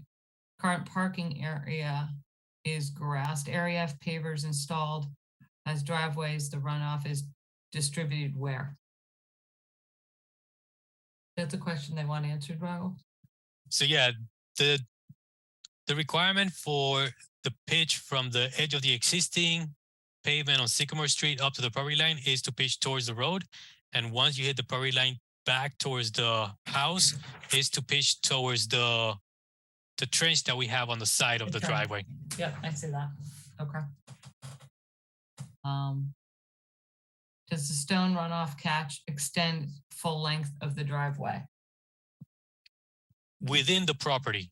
It stays within the property. It doesn't go beyond the property. There was a comment earlier about a water hole. There's a water meter pit in the front of the property on the lawn. The proposed driveway is not over the water meter pit. So that is not interfering with the water meter pit. Okay. We are confused about the answer to questions pertaining to objects on the roof deck, as this will likely be an Airbnb. Was that answered? I don't have answers for the potential use of the property. I mean, I understand the concern about the furniture on the decks, but there's patio furniture at almost every house and every deck and patio. I don't see it being a tremendously different on a roof deck. There are several houses along Surf Drive, along Walker Street that have these types of elevated decks. And we have never seen a problem with objects. I think I mean, in a hurricane situation, there might be an issue, but a regular storm event, we haven't encountered that from a conservation standpoint on any other properties that have these elevated decks on houses on pilings. That's it for the chats, Mr. Chairman. I believe there, oh, wait, no, that's not it for the Yeah. chats. Hold on, I'm gonna go around everybody again, so relax. Okay, wait, no, there was one more chat, Mr. Chairman. Current owner has already exhibited a neglect of current outdoor furnishings, tent blowing the fence into a butter. Yeah. And then we understand what you're saying, ma'am. And then, Mr. Chairman, there is one person that had their hand raised, and it was Courtney. Where did Courtney go? Oh, there he is. Oh, Here, and I didn't raise my hand. Unless there's another Courtney. no, it's you, Courtney. Oh, it's you, Courtney. Courtney, you do have the hand raised. Well, I That's okay. have it. I just Electronically. lowered your hand. All right, Zoom's doing weird things this evening. all right, we're gonna poll commissioners again. We'll go all around the whole thing all over again, so everybody just relax for a second. So we're gonna start a second round of commissioner comments, if you have any. Betsy, No comments. okay, Courtney, No comments. Kevin, No comments. Maury? You're muted. I had a quick comment. When Raul said that the pavers are going to be pitched back toward the house from the property line. Well, the property line, pretty much almost over half of the driveway is in the public road layout on Sycamore Street. So what's happening to that runoff? That runoff is required to pitch towards the road. No, you're supposed to keep all your drainage on your property. That's the town regulation. Right. So the property, from the property into the property, from the property line inside the property, all of that runoff stays inside. The pitch from the driveways, from the public roads towards the property line, pitch back to the road.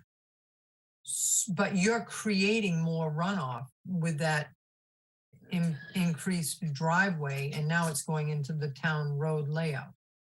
We are overall reducing runoff by collecting roof runoff from exiting the property. So the overall runoff for this project is less than what's currently happening. Do you have those calculations, or are you assuming that? I know that for a fact. The existing house has no roof collection of runoff. Right, but we all know that grass and natural vegetation will absorb runoff versus pavers are zero pervious. So I'm just concerned, I mean, I'm just looking at that, when you're saying how many people are gonna park also, it's all in the town road layout. No, It's that is on not the true. property. No. The parking for the two required parking spaces have to be within the property.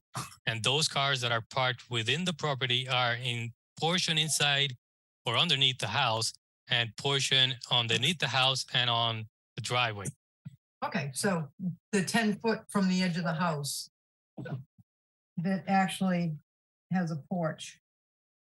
That's where that porch is, if I'm not mistaken. Well, anyway, that's a zoning problem. You're gonna have to deal with that at planning or zoning or whoever else.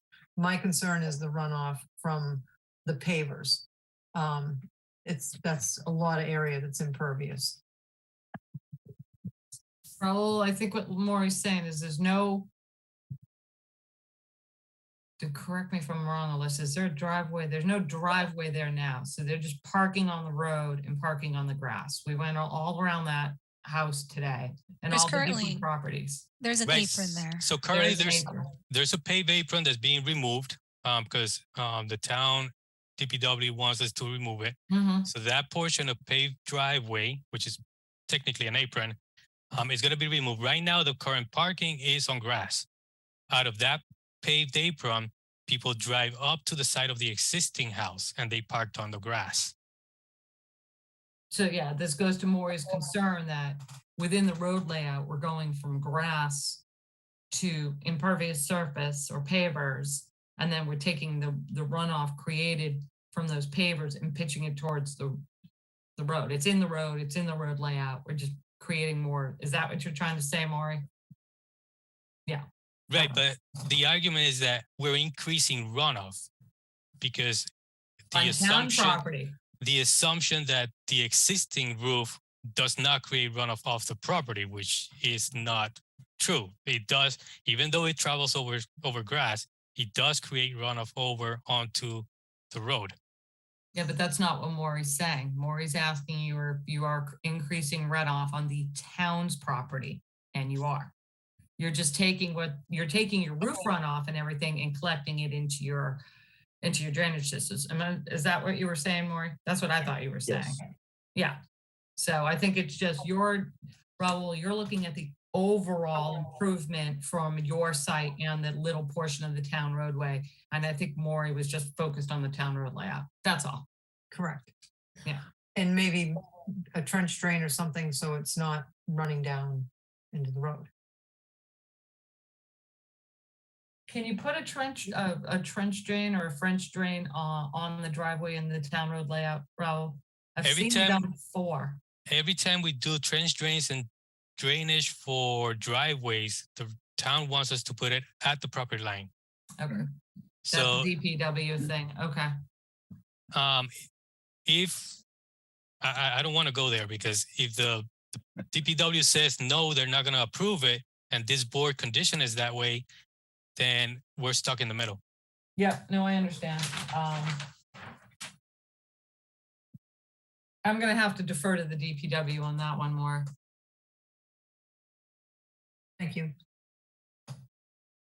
Well, that's the appropriate venue anyway. I'm Alright. sorry, one last thing. All they have on that lot is silt fence. And wattles.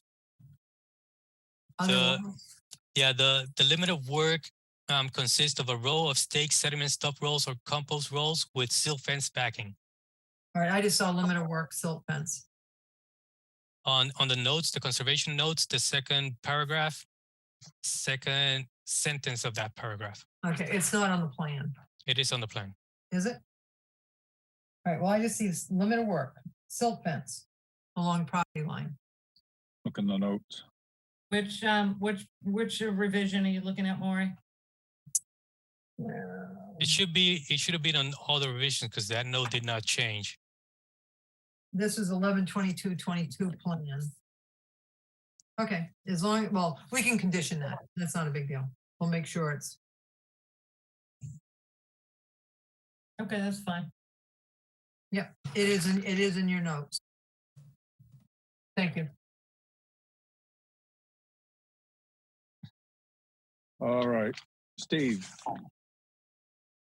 No more questions. Okay. All right. Jen, anything additional from the staff, from your point of view? Not from the staff's point of view, but there are additional chats, Mr. Yep, Chairman. I'm getting there. Okay. Melissa, do you have anything to add? Not at this time. Thank you. Okay. Now, Jen, if you would. I think that we're Additional- back on the furniture. They're concerned that they're a full story higher than any other home in the street. And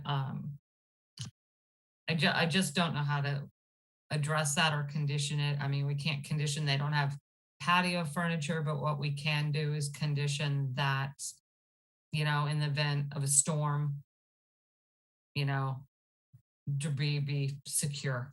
I think that's the only thing that this board can do. We cannot condition that they do not have patio furniture on the roof deck. That's just something we can't do. But we can condition it that they secure, you know, loose items or objects that could potentially be damaging in a storm event. Runoff from the pavers outside property will pitch to the town road. I think we just addressed that. Yes, thank you, porous grass will absorb runoff, pavement will not. Putting gutters on in a catch basin will not fix paver runoff. What happens when the catch basins overflow? If the catch basins are overflowing, it's a public road, then you put a request into the DPW to clean the catch basins. Also, with new pillars, you remove more porous materials, offsetting the ground absorption. And then the other neighbor, we share the concern that Maury has raised and would seem that it is not about root runoff, but the runoff from the ground. So, we could, if I could add something, we could agree to the pavers to be porous pavers, which they are available on previous pavers. Okay. That minimizes runoff from the pavers.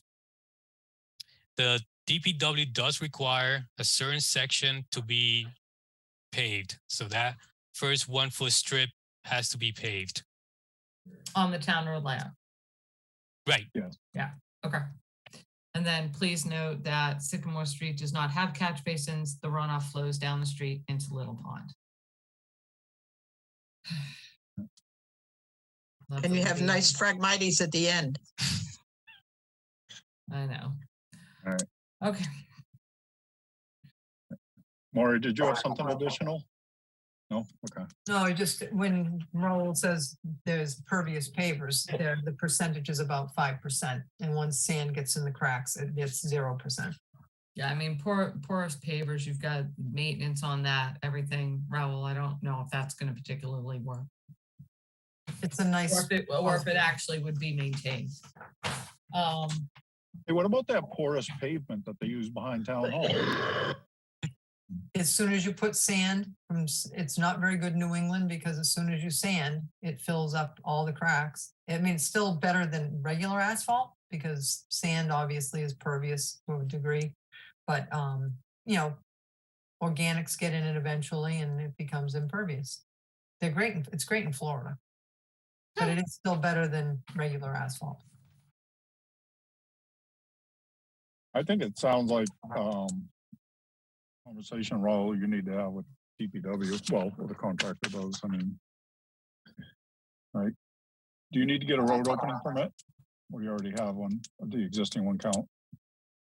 So no, this is going to need a new curb cut permit because we're relocating the apron to a different location. So DPW already issued comments to the application before CBA, and those comments have been added to this plan, which is the removal of the existing paved apron that came from DPW, and the new driveway to conform to the requirement or the list of requirements from the DPW for new curb cuts. Okay, so this is being addressed by DPW. And, Yes. and I'm sorry if you're repeating yourself. I thought I caught everything, but I might have missed that. All right. Jen, I'm gonna go one more time. Is there anything in the public chat function?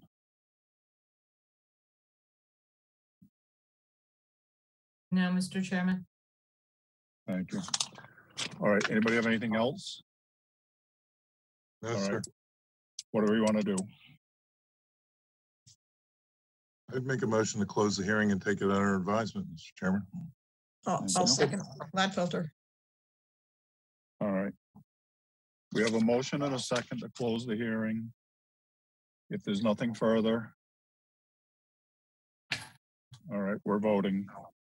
Again, the motion and the second is to close the hearing. Betsy, Gladfelter, aye. Courtney, Bird, aye. Matthews, aye. Kevin, O'Brien, aye. Maury, Hello, Hawks Eye. Steve. Pat and I. It is unanimous. We have closed this hearing. Thank you, Raul. Thank you. Thank Good you to night, all the everyone. Night, abutters Raul. and neighbors' Night, Raul. concerns.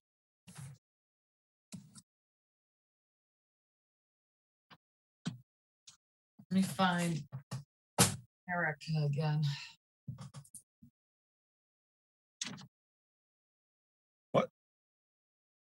You ready? Yeah. Okay. Next up, Andrew Park, 554 West Falmouth Highway, Falmouth, Mass. For permission to raise RAZE an existing single-family dwelling and construct a new single-family dwelling, reconfigure the driveway, install dry wells with all associated grading, clearing, and landscaping. Done. Yes, Mr. Chairman, I promoted Erica Norman up from Merrill. Sorry, Erica. It's okay. From Merrill to present her project. Erica, welcome back. Hi, everyone. Once again, Erica Norman from Merrill Engineers. I'll be representing Andrew Park on this project.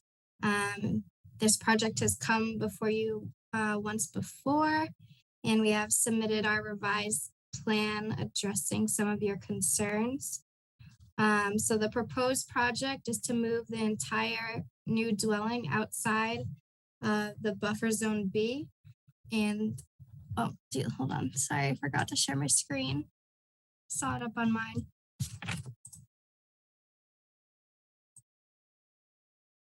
All right. So the dwelling will be moved outside the zone B, and then a portion of the existing paved driveway within the buffer zone B will also be removed. The reconfiguration of the driveway will now be gravel. And with this removing of the house and a replacement of driveway with gravel, it now is an overall reduction of impervious area within zone B. And then lastly, we are proposing a row of staggered shrubs along this edge of clearing. Does anyone have any questions? All right. Stop sharing, please. Thank you. Welcome. Jen, you're up. Yeah, I think, Mr. Chairman, the only question we had is we had some concerns with the amount of vegetation and trees being removed in the B zone for the gravel driveway. And I think the applicant managed, or Merrill was trying to address that with the proposed buffer plantings along there. Yeah. So, but, you know, staff still has a concern that sometimes gravel isn't being mitigated for in the B zone. So that's something we're going to be addressing to the with the board later. Okay. All right. Anything to add, Alyssa? I think that was our one concern over here. I think you covered it. Thank you. All right. Commissioner comments. Betsy? I have no comments. Thank you. Courtney? No comments. Jen, would you make that statement again about the vegetation that you're concerned with? So they're removing, if you look at the plan.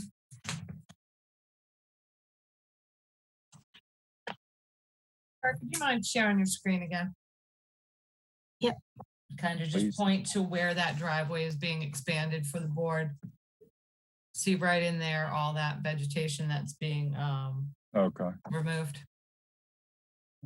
That clearer, Jamie? Yep. Yep.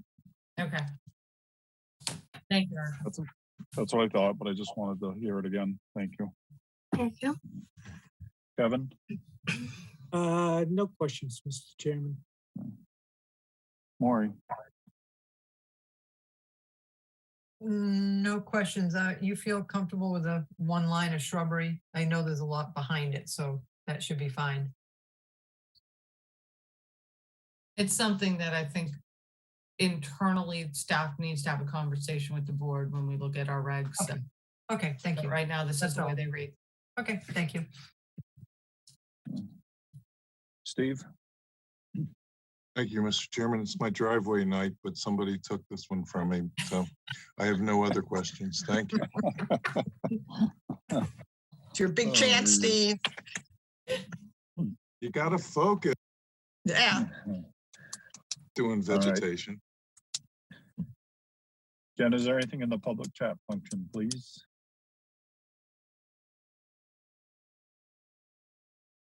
Not on this one, Mr. Chairman. Thank you. All right, folks, what's your pleasure? I'll make a motion to close the hearing and take it under advisement. Bird, second. All right. We have a motion and a second to close the hearing. Are there any other comments or questions from the commission? Staff? Erica, do you have anything you'd like to add? Not at this time. Thank you. Okay, Jen? Only that Erica, we would have given Tim a much harder time. I think he's having a pretty hard time right now. I know. Sorry, Zena. Say hi to him for us. Will do. Miss him. But it's nice to meet you. Thank you. Short and sweet, wins the race. Teach that to Tim. No, actually, Tim's pretty good too. Yeah.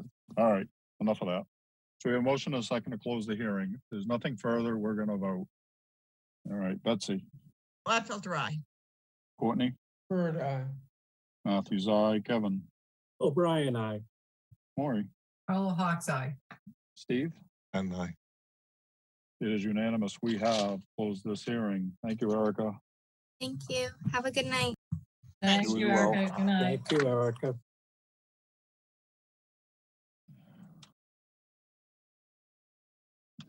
All right.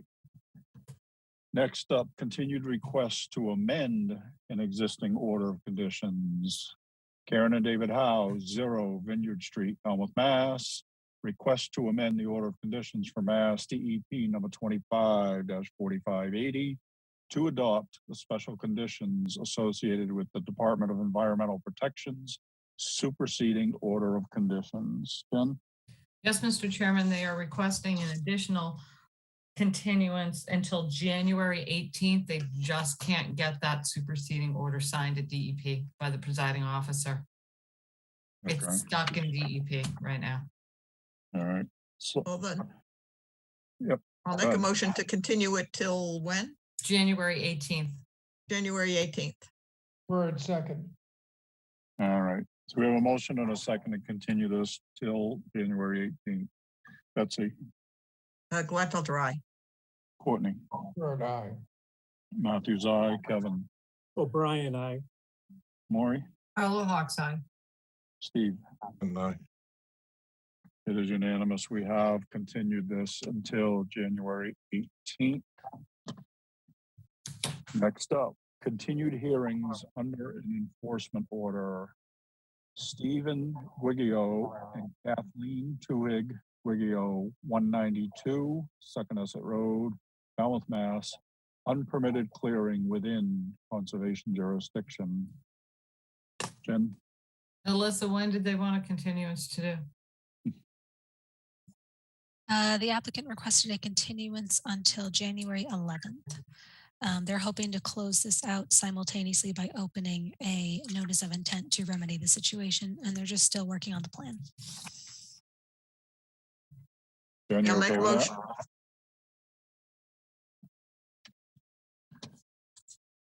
All right. I'll make a motion to continue to January 11th. 11th? Yes. Bird, second. All right, we have a motion and a second to continue this matter until January 11th. Betsy. Gladfelter, aye. Courtney. Bird, aye. Matthews, aye. Kevin. O'Brien, aye. Maury. Carlo Hawks, aye. Melissa. Oh, geez, sorry about It's that. not here. Steve. Yeah, I know. At night. 15 hearings, I did it, and then I forgot one. I'm sorry. Steve. Pat and I. Aye, aye. Thank you. Thank you, sir. It is unanimous. We have continued this until January 11th. And that is all we have, folks. Well, with great reluctance, I'll move to adjourn. Carlo Hawks, second. Gladfelter, aye. Bird, aye. Matthews, aye. O'Brien, aye. Carlo Hawks, aye. Pat and I. It is unanimous. We are adjourned. Thank you, everyone. Good night, guys. Good night,